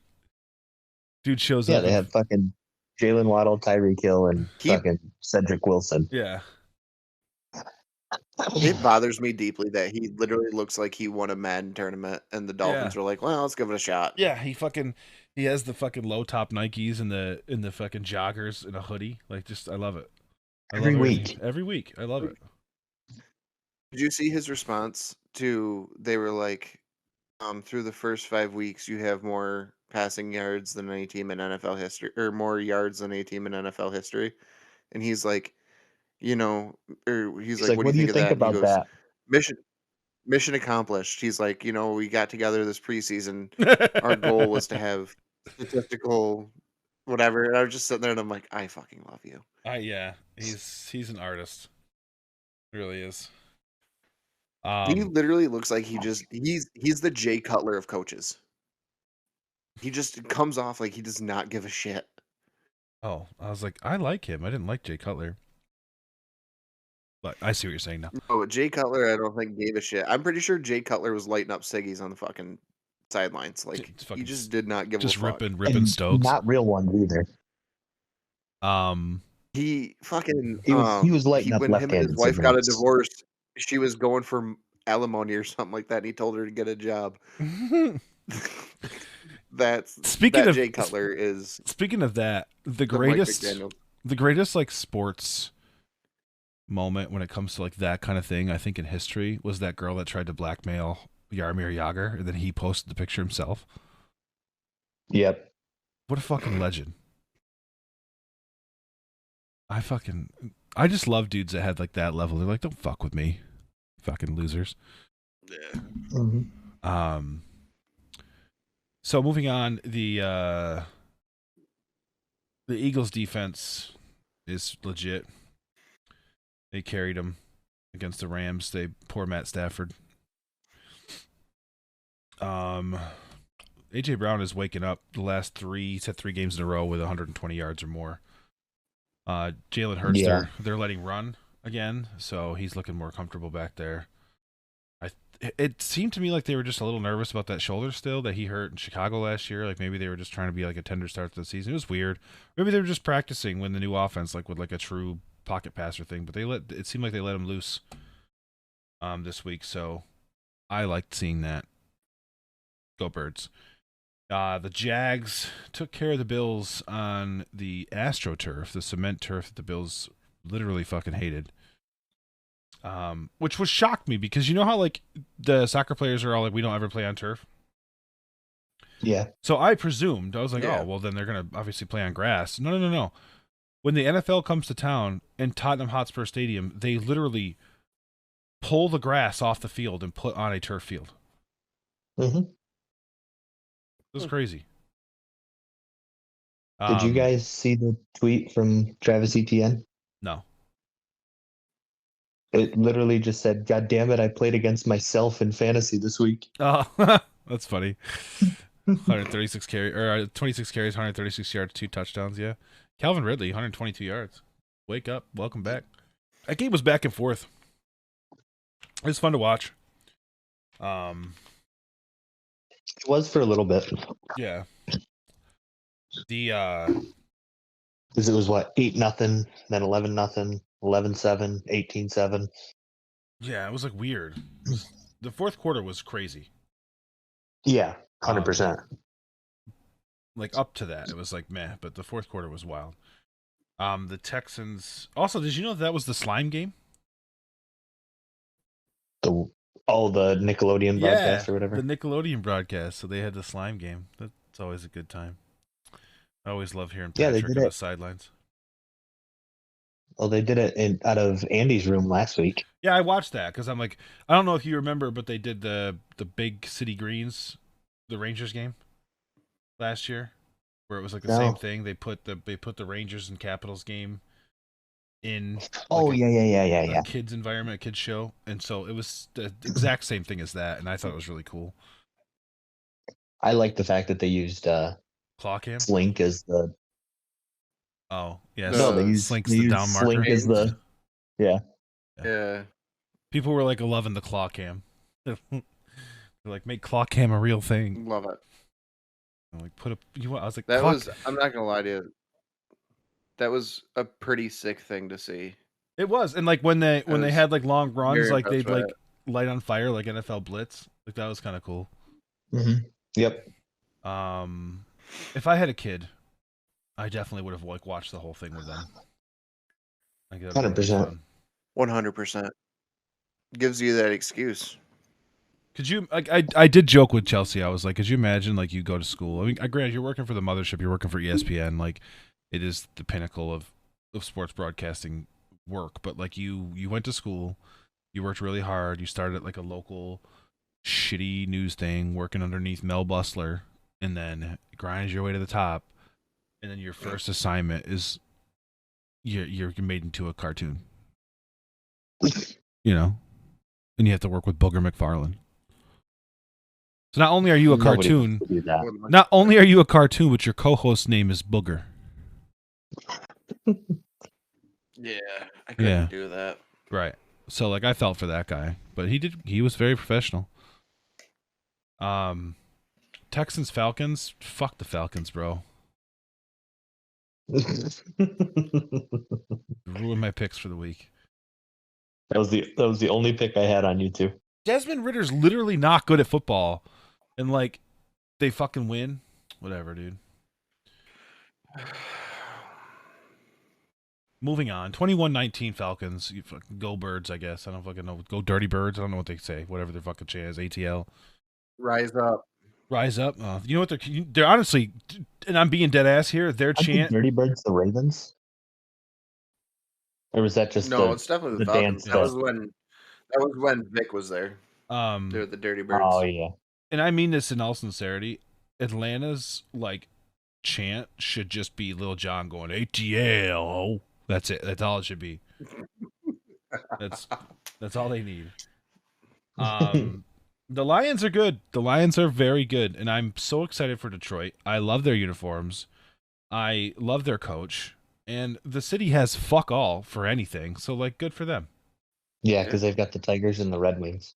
And the Pistons. See, the Pistons are so fucking yeah, bad the you forgot Pistons. about them. Yep. I'm not gonna lie. Whenever I think of the Pistons, I just think of That fight. What's his name? Meta World Peace. Yeah, you think of the fight in the stands, Jumping right? into those stands. Yeah. Ron Artest, yeah. Yeah, the mayhem at the Palace or whatever that was.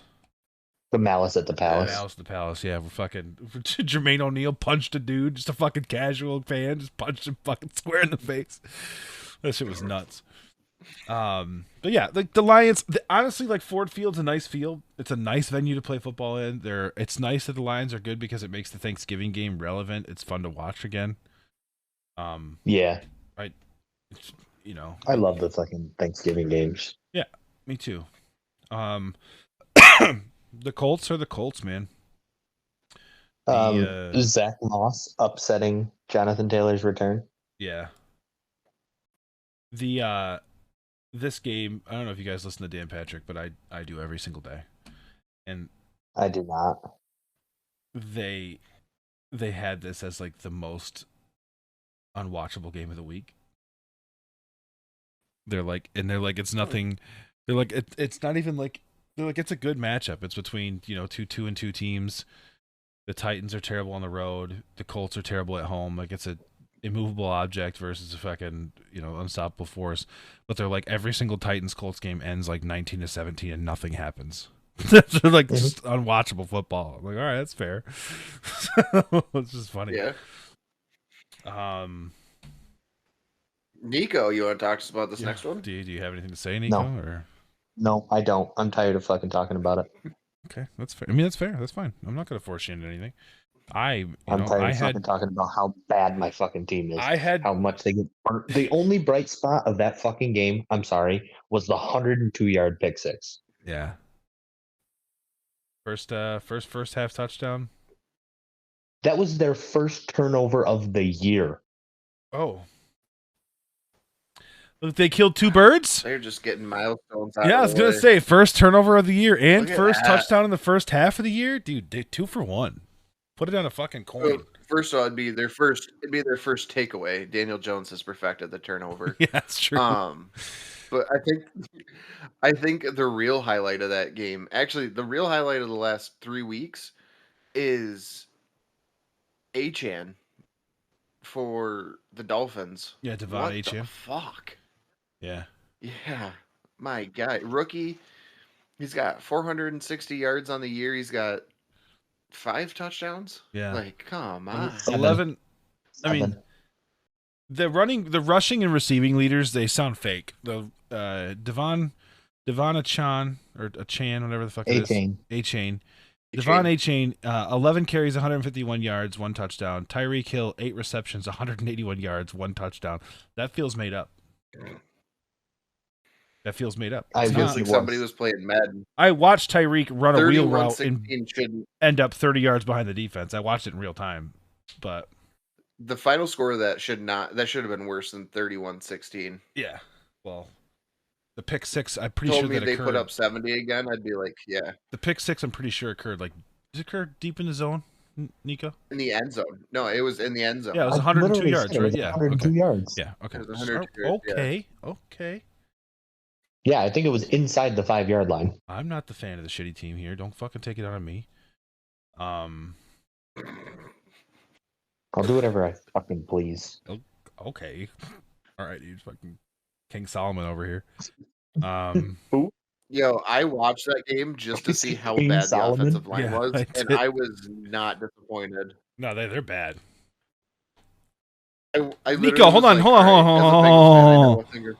What? Terrible O-lines. Nico, I need to get your piece on Evan Neal telling you guys that you're burger flipper losers. Dude, I was listening to who's the Don LaGreca? other guy that Yes, I was listening to that. He And my fucking God, I could not agree with the man more. was pissed. He was, as he should be. I gotta be able to pull it up. It was, he went off. Oh, Giants are hosting a new offensive lineman. Who? Veteran Right offensive tackle Evan Neal tackle looked that up could towards the take Evan Neal's spot. Good. Who is it? Lyle with the opinion. Collins. Oh, Okay. Lyle Collins from your fucking Yep. Bengals? Okay, can you guys hear Yeah. this? Like when I push play? Clear message Yeah. to them. Yeah. Okay, I'm gonna play this because I think it's the clip that we need. He did not flip off fans, but he did yell a clear message to them. They are booing us, so I said, boo louder, Neal told NJ Advanced Media on Wednesday. Why would a lion concern himself with the opinion of a sheep, he added. The person that's commenting on my performance, what does he do? Flip hot dogs and hamburgers somewhere? Are you kidding me? I'd cut his ass. I would. How dare you? These people pay your salary. They pay an obnoxious amount of money to park, an obnoxious amount of money for PSLs, to sit there and watch this pap, and you call them hamburger flippers? What, you're so much better? I'd rather have a guy that's flipping hamburgers block than your piece of garbage ass. Who the hell are you to talk to fans like that? You piece of garbage. I hate when players do that. You're not above us. What, because you happen to play a sport? You're better than me? You're better than the people that pay your salary? These giant Exactly. Yeah, so that's his 2 cents. And yeah, I'm sure a lot of I mean, Giants fans share the sentiment. But here's the thing, though, and that it comes back to Richard Sherman, and you don't put a mic in front of somebody who just played a game's face, especially when they've played really bad. I'm sure Evan Neal knows he's not good at his job. I'm sure Evan Neal knows if he gets cut by the Giants, he will not find another job. But at the same time, like, without your fans, you are not shit. It's true. Like, if all the Giants fans decided tomorrow they're Jets fans and they weren't going to go to the Giants games anymore, you don't have a job.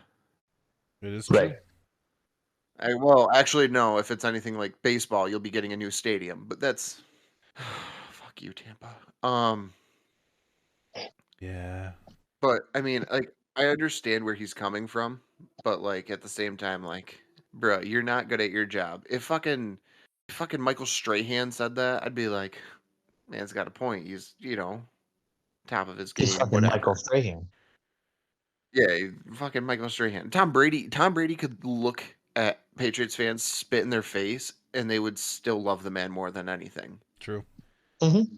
Like, there's a certain level of, you have to be one of the best in the league in order to get away with saying some shit like that. Right.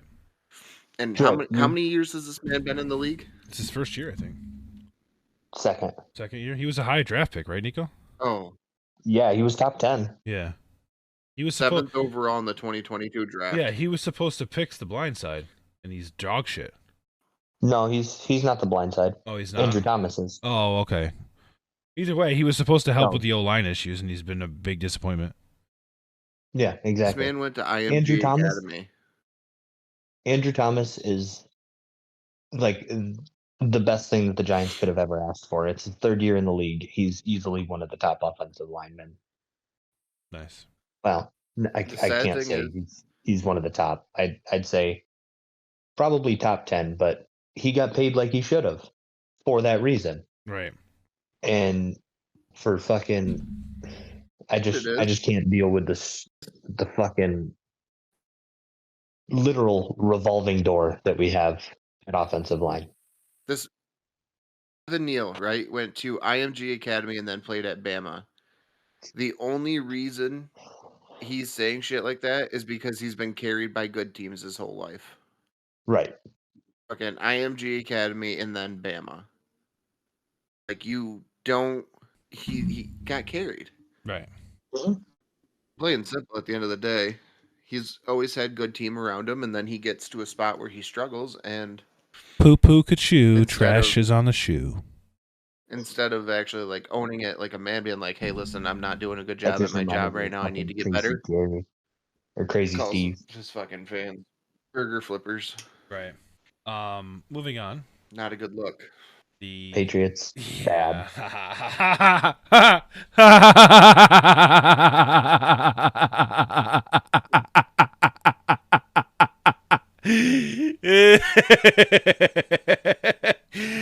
uh, Are you it's- laughing that I said that? No, or I'm the fact that just that fucking Just that they're Pats bad. fans, man. This fucking welcome to fucking reality. All right, your fucking franchise was dog shit for 20 years before Tom, and it will continue to be dog shit after Tom. This is what it's like. This is what the Patriots really are right here. A mediocre, subpar franchise that gets blown out by fucking middling teams and quarterbacks like Derek Carr. You fucking losers. I love it.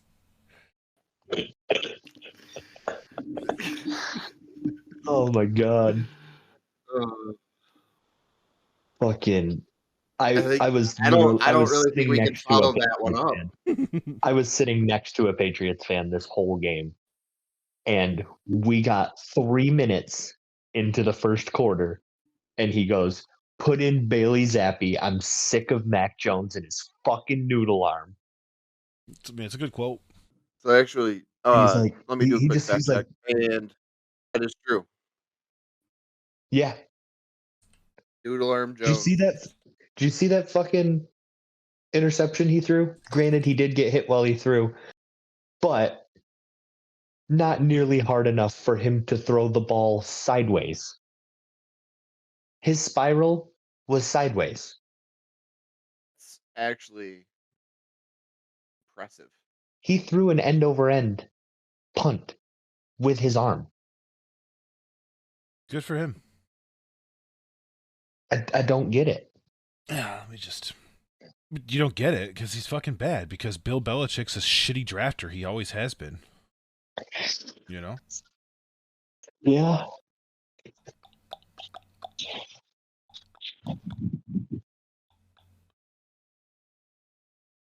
Can I do pre-Tom Brady statistics, please? Because I really want to fucking make sure I'm fucking hammering at home here. Oops. Because I honestly, I might enjoy this drop into obscurity more than anything in my entire life.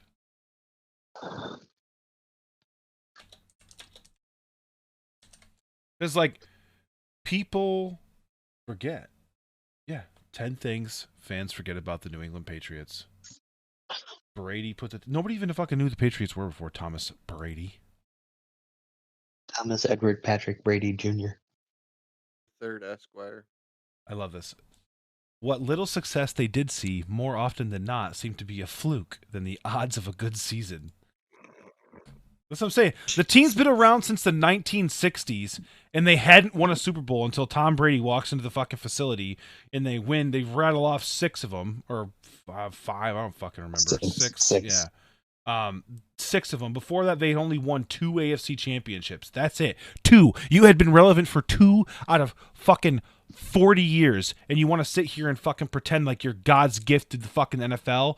Grow up, dude. And I'm so glad that they're coming back down to fucking reality, like where they exist, because they're a dumpster fire organization minus the fucking Tom Brady era, Bill Belichick era. That's it. Mm-hmm. That's the only time. So like they were great for 20 years. They've been around since the 1960s. So I don't know if you know, but that's not fucking great. Okay, so 2/3 of their history, dog shit. 1/3, pretty good. Cool. Back to dog shit. Welcome back to fucking reality, Pats fans. And their fans will be saying 6 rings for the next fucking 40 years. Yeah, they're just the Any of them AFC's. fucking Yeah, matter. they're just the AFC They're Cowboy the fans, bro. AFC's Dallas. Yeah. That's all they fucking are. Like, I get so sick of that because, and I say this all the time, and I think I've even said it on this podcast. We are all Yankees fans. Mm-hmm. They are the most dominant North American franchise in terms of championships that exists, and yet we sit here and say this franchise is shit. They haven't done anything in the last decade. They haven't done anything that we can be proud of or take to the bank.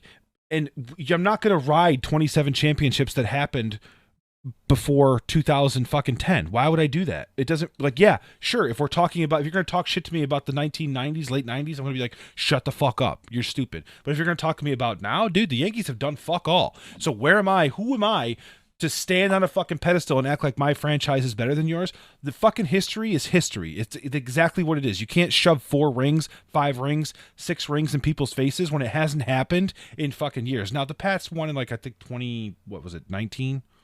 19, yeah. So like that, it's recent history for them.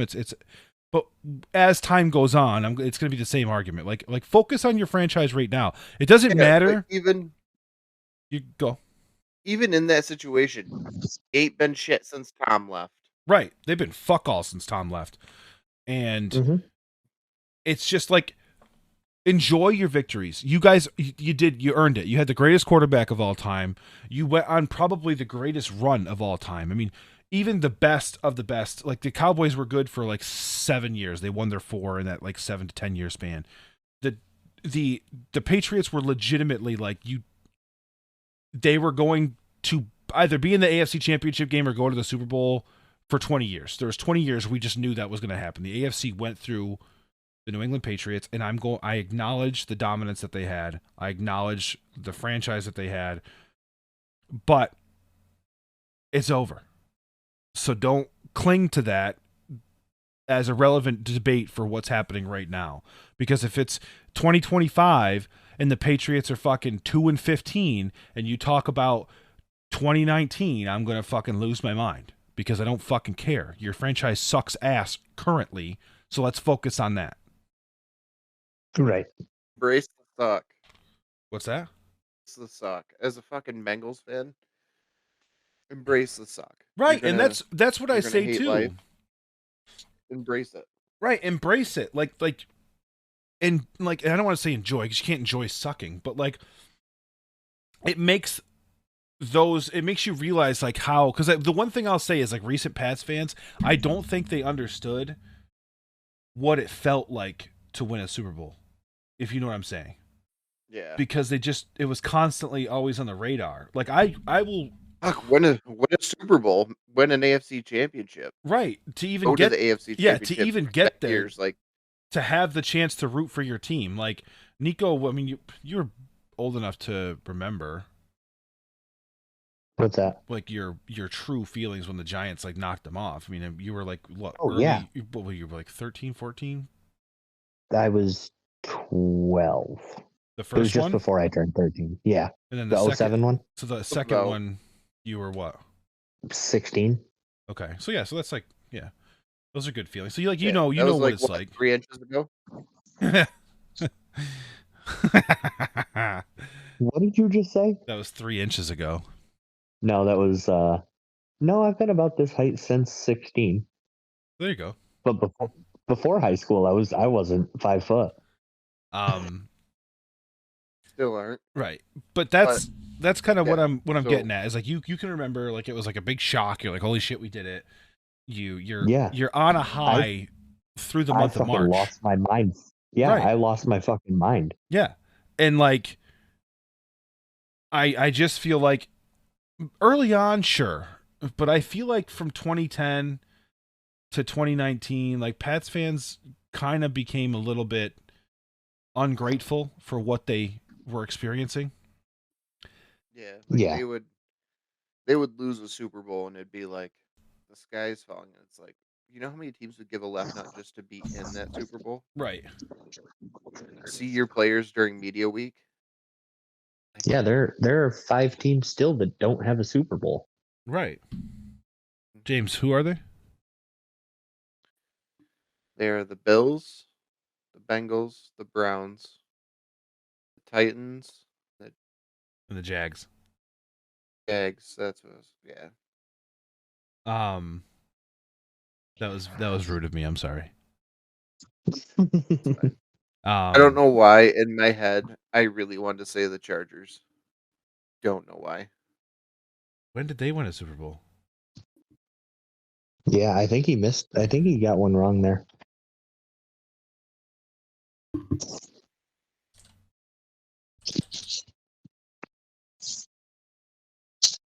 Teams without Super Bowl wins are the Arizona Cardinals, the Atlanta Oh, Falcons, 12. the Buffalo Bills, the Carolina Panthers, the Cincinnati Bengals, the Cleveland Browns, Detroit Lions, Houston Texans, Jacksonville Jaguars, Los Angeles Chargers, Minnesota Vikings, and the Tennessee Titans. I guess I didn't realize it was that many. Yeah. Yeah.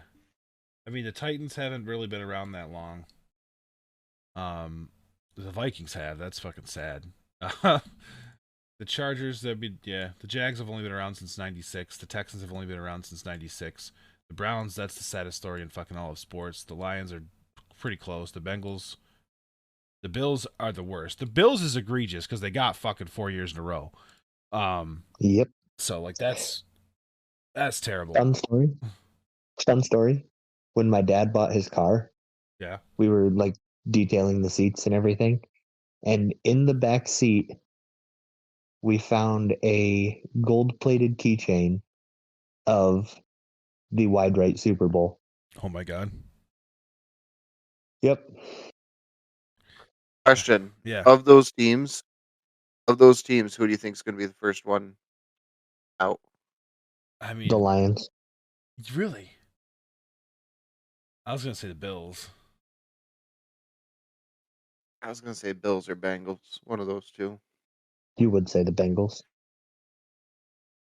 They've come close. I want it to be the Vikings in my father's lifetime. I want that for my Right. dad. But I want that for Mr. Gibo. I don't know if it's gonna I happen. love that you still can't call him Steve. He's 65. He's got a good, 15, 20 years left. So they got a chance. But moving on. I said my piece. The Steelers, Ravens, always a good game. Surprised that the Steelers came back. Yeah, it is pretty shocking that they even scored 2 touchdowns with that fucking Matt Canada offense. That's dog shit. But a win's a win. I sent you guys the video of that, right? Yeah. When Boswell? fucking Boswell just ripped him a new one. Yeah. Not because of you. I can guarantee you that. He's not wrong. Right. I mean, it's just the Steelers don't feel like they're 3-2. You know? No. No, I had to do a double take because I knew if they knocked off the Ravens, that put us one game back. And I'm sitting there and I'm like, let it happen. And then I was like, wait a minute, the Steelers are 3-2? Right. You're like, whoa, Right. They feel like a dumpster fire. How is that possible? Speaking of the Bengals, nice dub. Did what the Cowboys couldn't do and took care of business in Arizona. Needed that. That's a big win right there. Took care of Carmel Mr. Clean. Needed that.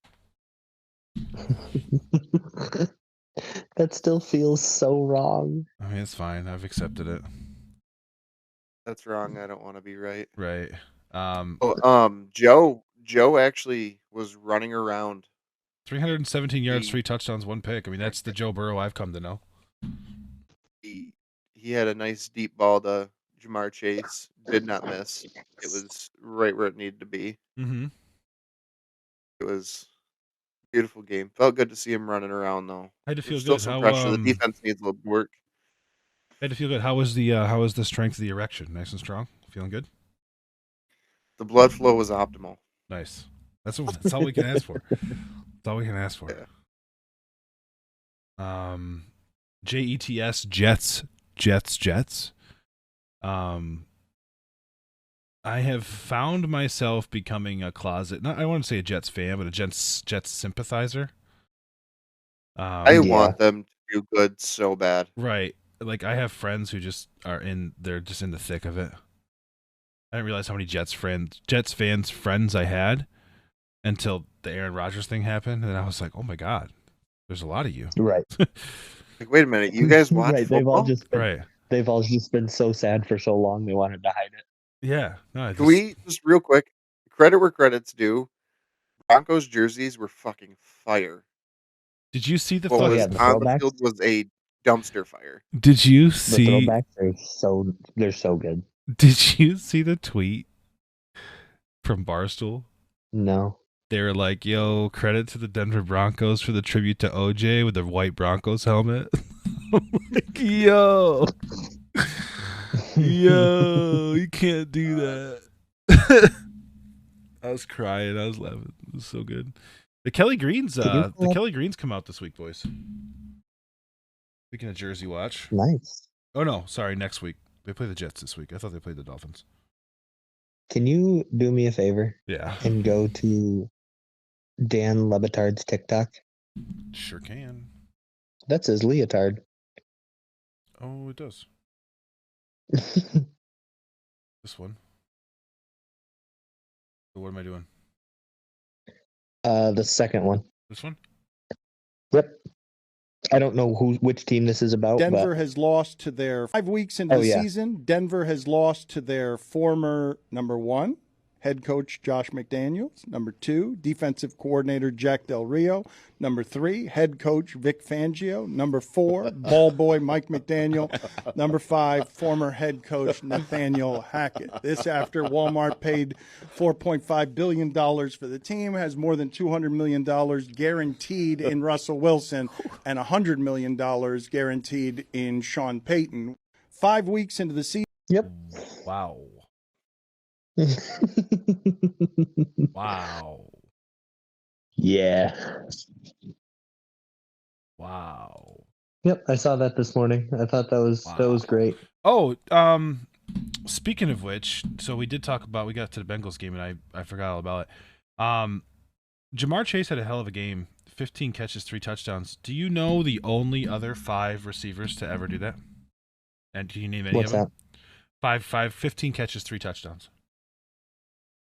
There's 5 other ones. Exactly 15 catches or 15 or more. It's 15 or more, I believe. And then there's 5 other receivers who've done it. So if you can name them off, any of them, I'll give you credit for it. I'll give you a little ding. I mean, you've got to think I get you. Jerry's done it. Jerry Rice? Yeah. Correct. So that's I one. was going to say, he definitely has to be one. I don't Ring know my bell, why. bitch. What'd you say? I get drawn. That's incorrect. What? I don't know why I want to say Devontae Adams. Nope. You guys are way too. There's only one other current receiver who has One this, other current? and he plays in Seattle. I actually lost track of his career. Can you give me teams? Is it Lockett? It is Tyler Lockett. I was going to say, he was going to be one of my next couple guesses, but can you give me teams of So the other old guys? You guys have 2 out of the 4. Yeah. But there's 5. Well, one of them's Jamar Chase, duh. Oh. Can you give me the teams? Well, another one is Seattle Seahawks as well. Is that Steve Largent? It is. And then And give me the last team. I gotta look up this guy because I don't even know. He played for the Jaguars. Ooh. That's such a fucking... Oh, they were so bad to start. Mm-hmm. Give His me career ended in initials. 2005. Huh? His career ended in 2005. And he's a receiver. Yep, played for the Dallas Cowboys from 92 to 93. Played for the Philadelphia Eagles in 1994. He was traded to the Jaguars that year and played for the Jaguars from 95 to 2005. Hmm. He was the NFL receptions leader in 1999. 5-time Pro Bowler, 2-time Super Bowl champion, 2-time All-Pro. Evan Johnson. What's that? Evan Johnson. He's probably looking it up. Just guessing name. No. I'm gonna get this. Give me initials. JS. J. John S? Smith. Close. No, that's too basic. Jimmy Smith. Jack Smith. Jimmy Smith. Jimmy Smith, yeah. Jimmy As soon Lee as he said Smith it, I was Jr. like, yep. Yep. I was like, yep, that's right. He won. Knew it was going to be Smith. It's perfect because it all segues into our conversations today. Because he won the 2 Super Bowls he won were back to back over the Buffalo Bills. So good for him. Yeah. So those are the only other receivers to ever have 15 or more catches and 3 touchdowns. I was gonna say because we know Randy had 3 catches for 3 touchdowns. Yeah. So. Yeah. I'm honestly surprised Megatron wasn't on that list. Yeah, me too. But he wasn't. I think I just surprised Travis that I knew who Steve Largent was. Yeah, no, that really caught me off guard. Like you plucked that. The second I said Seahawks, you're like Steve Largent. I was like, what? Yeah, okay, good for you. Watching all those BDGE videos. I do watch a lot of BDGE videos. That's fair. Moving on, Chiefs Vikings. The Chiefs stole one again. I think that's back-to-back weeks on the road that they've kind of been handed the game. I don't think we can say stole one when they've stole a few, but I said again. Yeah, I said stole one again. Listen to the whole sentence before you spout off dumb shit. I don't think we can call it stealing it anymore when it was gifted. Yeah, that's true. I mean, the thing is the interference. The interference is one thing, like that's a judgment call, whatever. But the thing that really can't be explained away is what you texted me about with Snead taking his helmet off and then just being told to put it back on and not throwing a flag. Like that's a penalty. There's no if, ands, or buts about it. It's a penalty. You have to call that call. Absolutely. And it wouldn't have changed possession or anything, but it would have backed him up 15 yards. Right. And I really don't think it made that much of a factor in the game, but it's just the fact of the matter that like it looks really bad, and then continuously they're getting calls. And that's what I try and say to like analysts and Chiefs fans and stuff like that when I'm like on the Twitter sphere just talking shit like I do. It's not about the fact that it would have changed the outcome of the game. It's about the fact that when you put the body of work together, it begins to look really suspect, especially when you compound it after a week when they were already under the microscope. I mean, that referee not pulling his flag out against the Jets until after the pick is so egregious and so out of pocket.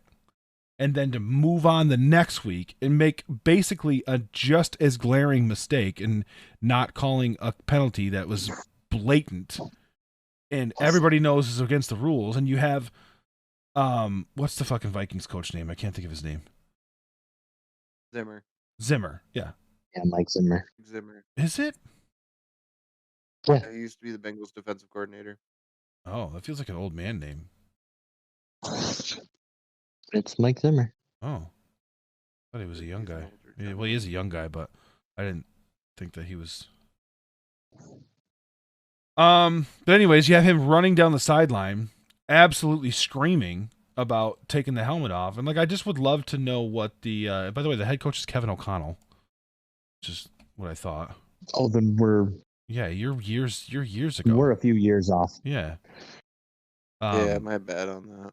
But you have Kevin O'Connell running down the sideline, like screaming that he took his helmet off, and like I just would love to know what the official said to him in that scenario. Like, were they just like, Kevin, doesn't matter what the fuck, Right.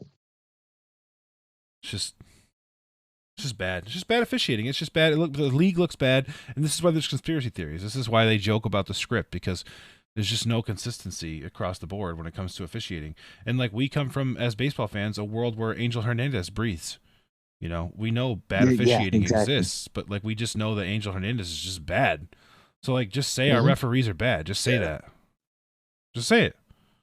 Like we have bad There's referees. No recourse for that. I think the NFL fines players so much over stupid shit. They should start fining refs for blatantly bad calls. Yeah, but refs don't make enough money to get fined. Make it according. I'm not saying fine them $3.5 million a bad call, but I'm saying if situation like that, they should start getting fined for missed calls. Yeah, dock them a little bit. Hit them where it hurts. Right. I mean, you could dock them by like basically telling them they can't referee the next week, because then they don't get their stipend. Just say, hey, listen, you miss egregious calls, Right. you can't, Right. it makes the league look bad. Right.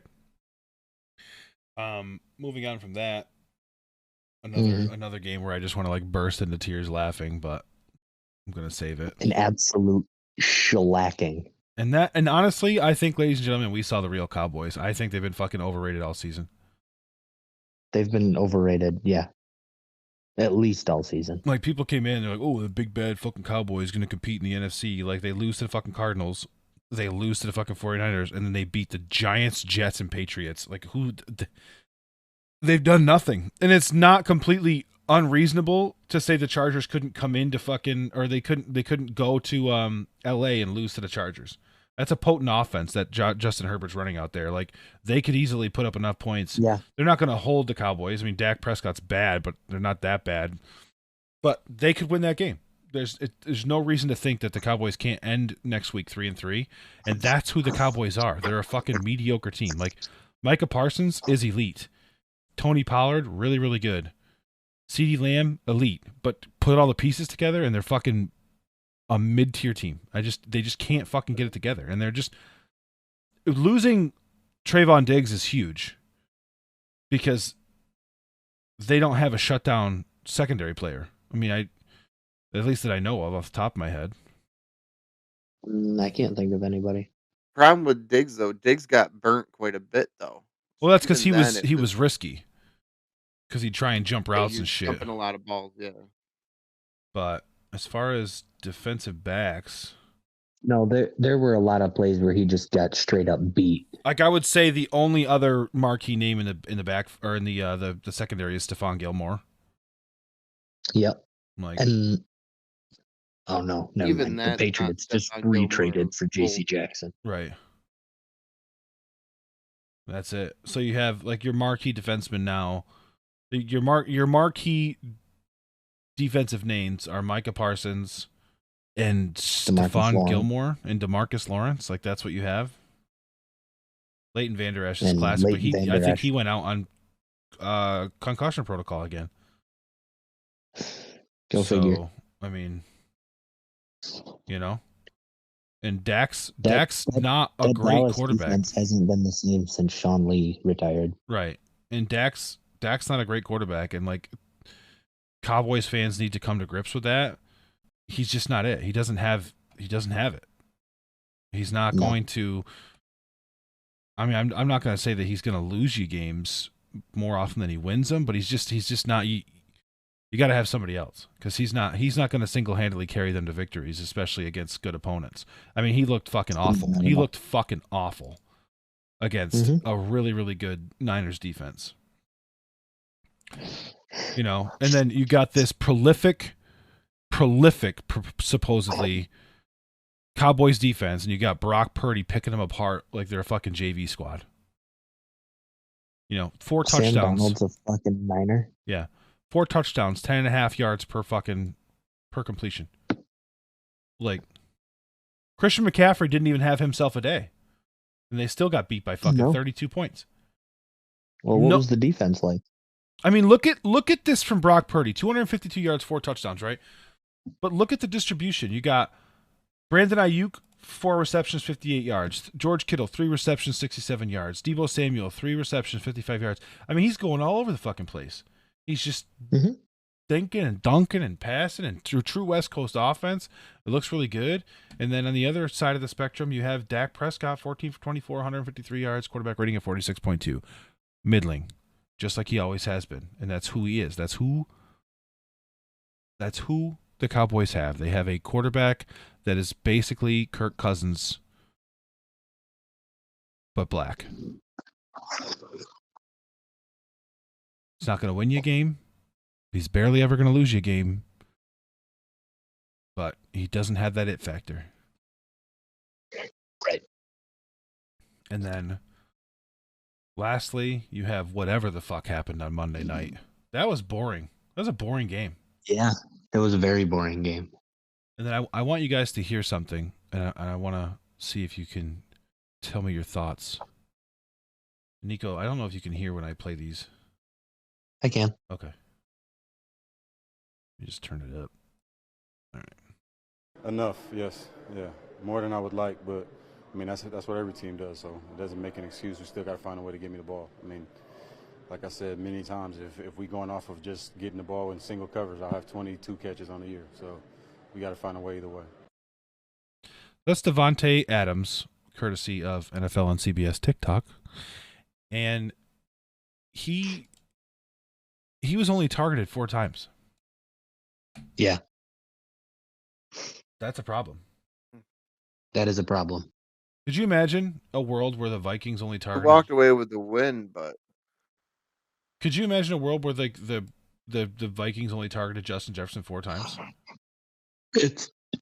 It'll never happen. No, it'll never happen because that's not what you do. same thing. If the Bengals targeted Jamar 4 times, you You don't do. can't win like that. Jamar Chase with the fucking quote of the year, by the way. I'm always open. Just, I love it. Just throw me the ball. I'm Yeah, open. I'm open. I mean, I'm always fucking open. right? 4 targets. He got praises. He got praises for that too. Yeah, I know. He got 4 Shout out to targets. Zach Taylor for that. He was hit. He caught every ball. Averaged 11.5 yards a catch. Longest with 21. Why are you He's not? number 2 in LA. What? He's the number 2 wideout. In Las Vegas? Jacoby Myers. Yeah, Jacoby Myers. Yeah, not LA. My bad. Jacoby Myers gets 10 targets. And, like, why are you not formulating your offense around Davante Adams? Like Waller's gone, so who? Right. If Jacoby Myers is your plan B, you're gonna rely on Jacoby Myers to get what? 1,000 yards. Yeah. I mean, you're gonna need at least 1,000 yards and 10 touchdowns out of him if he's gonna be your number 1. Right. I mean, Did Jimmy G didn't play? Who's the quarterback? Yeah, he did. 22 for 31, 208 yards.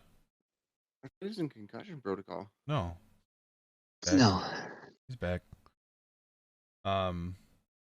Jordan Love did not look great, but it's one of those things where I take it with a grain of salt because people are up in arms because it's Green Bay, but like every quarterback in the league has had a game like this. So I'm not, until it becomes a consistent thing, I'm not going to hold them to it. You're gonna And have you got to bad think games too. with quarterback. Right. You got to think too when it comes to Jordan Love. Thinking back to Aaron Rodgers, he went 6-10 in his first season. Right. After Right. sitting 3 years behind Brett Favre. Right. As much as he's had the time to learn and he's had time to pick Aaron's brain, it's not playing NFL football. And as the NFL gets film on him, they will make adjustments, and then it's on him to adjust back. And so Right. you got to give him time to breathe. I'm not going to fucking say the sky is falling on him because it's one game. I know for a fact that both Tom Brady and Peyton Manning had games like that. So who the fuck am I to judge? Exactly. So that's that. It was a fucking boring game. Storylines are Jordan Love is fine, and the Raiders need to figure out a way to get Davante Adams involved because then maybe their offense wouldn't be so fucking terrible. Yeah. Moving on to week 6 in our I predictions. mean, all he's got to do is pull a Jamar, and he's been spoon-fed the ball the last 2 weeks. True. Just go on the record and say I'm always fucking open. We have another fucking London game this week. There's 5 of them this year. 5? Oh, Jesus. Yeah. Well, this will be the 4. No, it'll be number 2. No? Yes. Didn't they play 2 in week 4? No. I'm 95% sure they did. Nope. Yeah, because the Jaguars played 2 back-to-back games in London. Yes, week 4 and week 5. I just said they played 2 in week 4. They did not play 2 games in London in week 4. They played 1 game in London in week 4, and then they played 1 game in London in week 5. Click on week 4 for me. Okay. International series. That's it. Just the one. No other game gets the international series. 2 more, 9 and 10. Weeks 9 and 10. So, anyways. Anyway. So there's 5. You have. That's what he just said. That's what I just said. Takes back-to-back weeks, and then this week. Yeah, I'm clearing it up. You have the Broncos at the Chiefs. That's a fucking It's a no-brainer for me, anyways. Blowout. Chiefs win. Chiefs surpass what the fucking Chiefs by or, 70. they're gonna put up 90. Dude, Mahomes hasn't looked great past couple weeks. No. That's fair. I mean, basically it's the same stats as Jalen Hurts. Except more touchdowns. Yeah. Not saying that Jalen Hurts is bad, but you just expect more production out of Patrick Mahomes. So you got the Eagles at the Jets. I'm gonna take the Eagles. Respect the Jets No-brainer. fans, but that defense is gonna make Zach Wilson look really bad. Zach Wilson can do that himself. It's true, but he's looked better. I mean, he has. Yeah. Ravens at the Titans in London. Titans. I'm gonna take the Titans. Let me tell you why. I'm gonna take the Titans because. Did you watch? Well, yeah. Did you watch the Ravens Steelers game? I did, but I'm also gonna take the Titans because they said the surface is really hard, and no one's gonna want to get fucking run over by Derrick Henry on a surface like that. Did you watch the Ravens Steelers game at all? Yeah. Every single one of their receivers looked like Nelson Aguilar. Oh, he spelled Titans. And also, James didn't pick the Is Titans. that who James is taking? James, who you taking? Give me the Titans. He just doesn't want to be with us on everything. Be bold. You know what? Fuck it. Give me the Ravens. Fuck it. Yeah. What have I got to lose? I'm never going to Vegas with you. You fucking get baited into anything. Commanders at the Falcons. What Commanders are we going to get? Are we going to get the Commanders that took Philly to overtime, or are we going to get the Commanders that got fucking blown out by the Bears? What Commanders? I'm going to take the Falcons. Falcons are 3-0 at home. Oof. That's why I'm taking the Falcons. Yeah. Yeah, I'm taking the Falcons here. Oh my God, you are Howard. Why? Fucking You James. just want me to keep fucking picking? No, it's fine. I'm not gonna fucking lose intentionally. Vikings at the Bears. Vikings really bad fucking secondary that Justin Fields can take advantage of. They should win this game, but do they? They don't have Jay Jettis. I don't like any of these matchups. Oh, no, they don't. Right. And who's their backup? KJ Osborne and Jordan Addison? I still feel like that might be enough. That's their depth chart. You don't need to check them. Jefferson out for? What happened to Jay Jettis? Jay Jettis has a hamstring injuries on IR, 4 to 6 weeks. Wide KJ receiver, Osborne, Jordan Brandon Addison. Powell, Jalen, But they still have KJ Osborne, Jordan Addison. Jordan Addison's good. And they have TJ Hawkinson, They too. still have TJ Hawkinson. Yeah, I'm Right. still taking the Vikings. Yeah, you're right. You're right. I'll take Kirk D. Cousins over fucking Justin Fields. Oh, wait. James? James, I'm going Vikings there, too. What? I'm going Vikings there, too. Okay. I gotta move Nico up, because I always put his fucking pick where James is. Well, yeah, because I always answer almost immediately. That's true. Or at least give you some sort of insight. Seahawks at the Bengals. Seahawks coming off a bye week. Give me the beach chickens. The beach chickens. All right. You going Bengals, James? I honestly thought you were typing out beach chickens there for a minute. I'm going to go Bengals too, only because of how fucking rock hard your cock was for Joe Burrow. So. Always. When I hear that out of you, I got to go on the Joe Burrow train. 49ers at Browns. Sneaky. West Coast team coming East Coast. Nope. Bang, bang, enough. Niner gang. Dude, yep. Brock Purdy against fucking... Mr. Massage Parlor? No, what's his Or fucking... Myles Garrett? No. Myles Garrett, yeah. He might not even be playing. Really? Yeah, he got hurt, and then the doctor cleared him to come back, and he sat out still. Oh, I do see the cue. And he hasn't practiced yet this week, I believe. Give me the fucking... Bang, bang, Niner gang. Bang bang Niner gang. Trey Oh. Hendrickson has more sacks than Myles Garrett. Hendrickson. Sorry, I just have He to do doesn't that even every get to time. play the Bengals. It's only because you said it with a Japanese accent. That's my. Just take the Browns. I did take the Browns. LOL. Browns had a bye week. Browns are home. Browns have a good defense. Cleveland's a Don't care. fucking nasty, muddy, gross, sickly, foggy place to play. I'm not confident, but I'm thinking if there's going to be a game where I would divert and have a chance, it's that. Yeah. Dolphins, Panthers, Dolphins. Easy. Yep. We say this every. Sums By the up. way, Nico, I'd like to point that out. You say fucking easy every week, and then you go fucking 8-8. Hey, Like I only say it about the ones I'm confident in. fucking easy 8-8. I only say it about the ones I'm confident in. Listen. We all sat there last week and said Commanders over Bears was easy. We did. Yeah, we did. We were like, We not did. even fucking close. We did. Not even fucking close. We did. Watch the fucking Broncos beat the Chiefs. Thursday Night Mayhem. Colts at the Jags. I'm gonna go Jags. I am too. The Jags historically have been a thorn in the Colts side. Trust me, as my best friend being a Colts fan. I know all about it. James, who you taking? Yeah, I'm Jags on this one. Taking the Trevor Lawrence. The fighting I'm Doug running the Trevor Petersons. Lawrence trade. Fighting Doug Petersons. Saints at Texans. Honestly, I couldn't fucking tell you who's gonna win that game. I don't know any. Neither of those teams have shown me any consistency. I mean, the Saints did just blow the doors off the Patriots, but like it's the Patriots, so. Right. Texans rebound to get a win here. Yeah, I think I'm going the Texans on this one.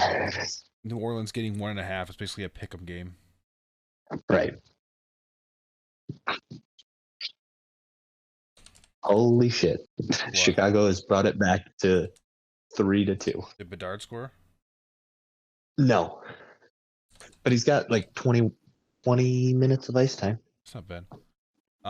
Patriots at the Raiders. Raiders. I will not pick the Patriots I'm again done. this year. Yep, I'm done picking them. Unless they play the fucking Panthers. I want to pick the Patriots, but I'm not doing it. I Right. can't justify that in my head. And it's in Vegas. Like, just, no way. Yeah, no. Mac Jones is dog shit. 1,000 yards, 5 touchdowns, 6 picks. Bad.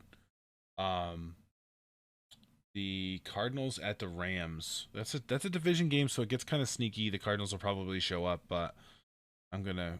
I gotta give it to the. With the Rams now that they have fucking Cooper Kupp back. Yeah, dude, and he looks so good without the stress because like Puka Nacua demands the defense attention now, so Cooper Kupp can run free. Yep. Like we're gonna see Cooper Kupp go fucking off. I fucking hope so, and I have both of them on my fantasy team. Rams. I'm so glad he came back when he did. Not to mention Tutu Atwell is also really really good. So like, good luck. He's really really fucking fast. Right. Lions at the Buccaneers, sneak. But Jared Goff just doesn't fucking make mistakes, man. And I think if you're in a battle between teams that are evenly matched, which I would say the Lions and Bucs really kind of are, in terms of how they play football, you got to go with the better quarterback. And Jared Goff's a better quarterback than Baker Mayfield. Even though we're riding the Mayfield comeback train, we are. But the Lions are my team of destiny this year. Absolutely. Yeah. Are you picking the Lions? Because I picked them for you. Said it. Yeah. Okay. It's fine. I said NFC North goes to them.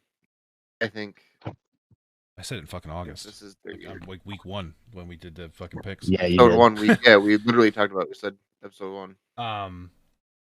Giants at the Bills. Nico, what's the score? Nico, do it. Nico, do it. No, I'm not fucking doing it. How bad did the Bills win that? In Buffalo. In Buffalo, Sunday night. Yeah. Fucking Bills Mafia is going to be breaking tables since 6 a.m. Yep.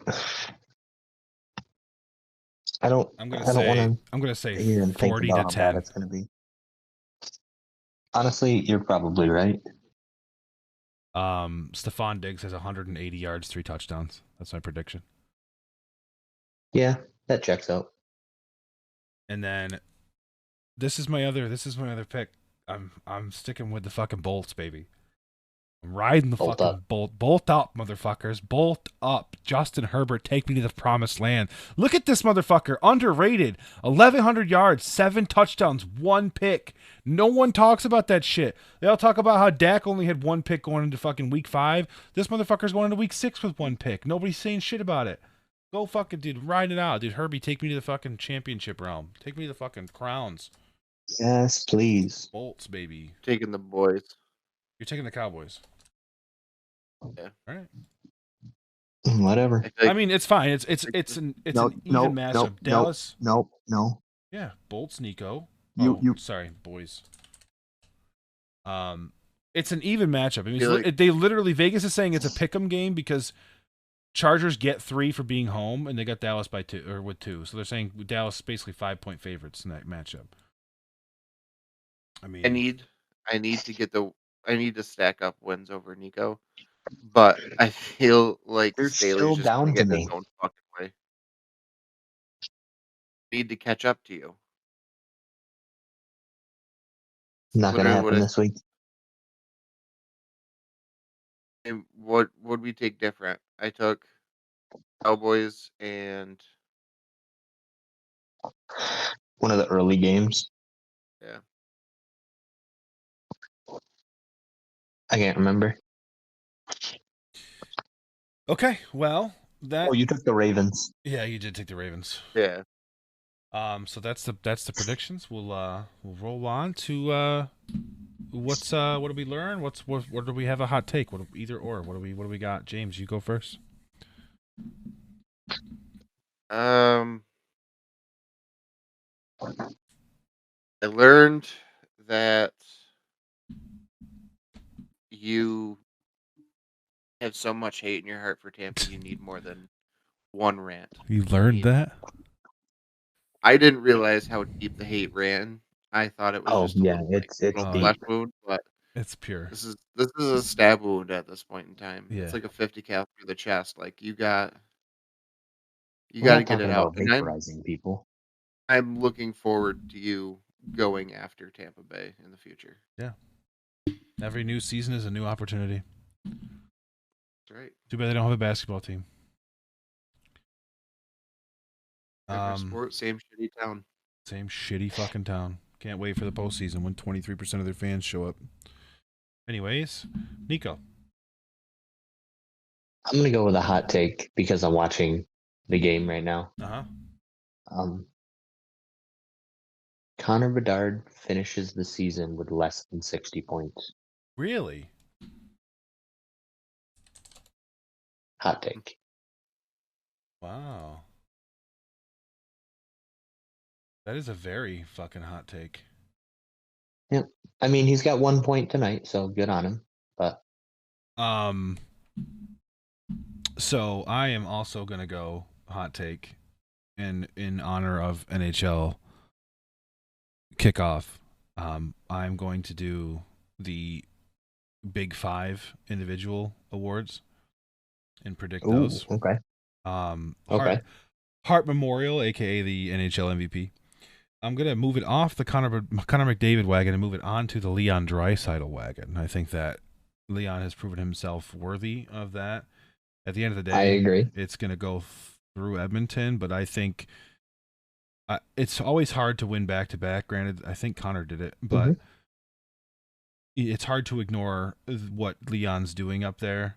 So I think that he's gonna win that one. The Lady Byng, which is basically like the Miss Congeniality Award of the NHL. That one's tough to predict because it goes to like the nicest guy. Like last year it was Anze Kopitar. But I'm going to go out on a limb and I'm gonna say that his name just fucking left my brain. It's the dude who takes the funny headshots for Seattle. Brandon Tanev. Gonna give him the Lady Byng Memorial Trophy. Okay. The Vezina. Igor. No, this is my fucking Oh, this is your blazing hot hot take? take. Devin Levi wins the Nuclear take. Vezina. Get out. Devin Levi wins the Vezina. No. He's gonna have a 2.14 fucking GAA. He's gonna have a 93.5 save percentage. He's gonna go off. No. Yeah. No. Yeah. Vezina goes to Devin Levi. Calder, which is the rookie of the year. Connor Bedard. That's a no-brainer. That's not even Adam Fantilli. Adam Fantilli. That's your take. Okay. Adam Fantilli. You really don't think Connor Bedard's gonna have a good year? No. Is it because Chicago I've has been no watching. pieces? I've been watching this whole game. Well, yeah, but do you think that's He looks because Chicago lost. doesn't have pieces? They're winning the game. He just looks lost. Yeah, we'll give him His time. skating is shaky. And then the Art Ross Trophy's going to Connor McDavid. Nobody's going to beat them in points. He gets like 170 fucking points a year. It's not like Ooh, this. who gets the Norris? Who gets the Norris? Adam Fox. Yeah, you forgot that one. Here's going to be my hot takes on that one. Miro Heiskanen. Miro Heiskanen, huh? Yep. All right. Dallas, young defenseman. Yeah. Very good. Very good. Very good. It's pretty much been a three-way race the last 3 years. So I mean, it'd be nice to have somebody new. Yeah, it's always been Yossi, Fox, Makar. Makar. Yeah, we had Carlson last year. But he had like he got it. He just had an offensive season. I was gonna say he had a great year, but I think the other reason he got it is because like he's older, and so like to have that resurgence on a shit San Jose team, I get it. Right. But yeah, so those are my big five plus one. Big six. My big six NHL awards of the year predicted right now, opening day. We'll see how I do. Anything else, boys? No, James? I don't think so. I got nothing. Okay. Well, there you have it. Remember to follow us on X, formerly Twitter, Instagram, TikTok, YouTube, everything social media. We are at Short Fat Bald Pod. If you want to follow us individually, I am at SFB Jeebs. James is Berkey SFB Pod, and Nico is Nico SFB Pod. Tell your friends about us, share the podcast, leave reviews. Everything helps. Once again, guys, thank you so much for listening, and we will see you next time on Short, Fat, and Baldy.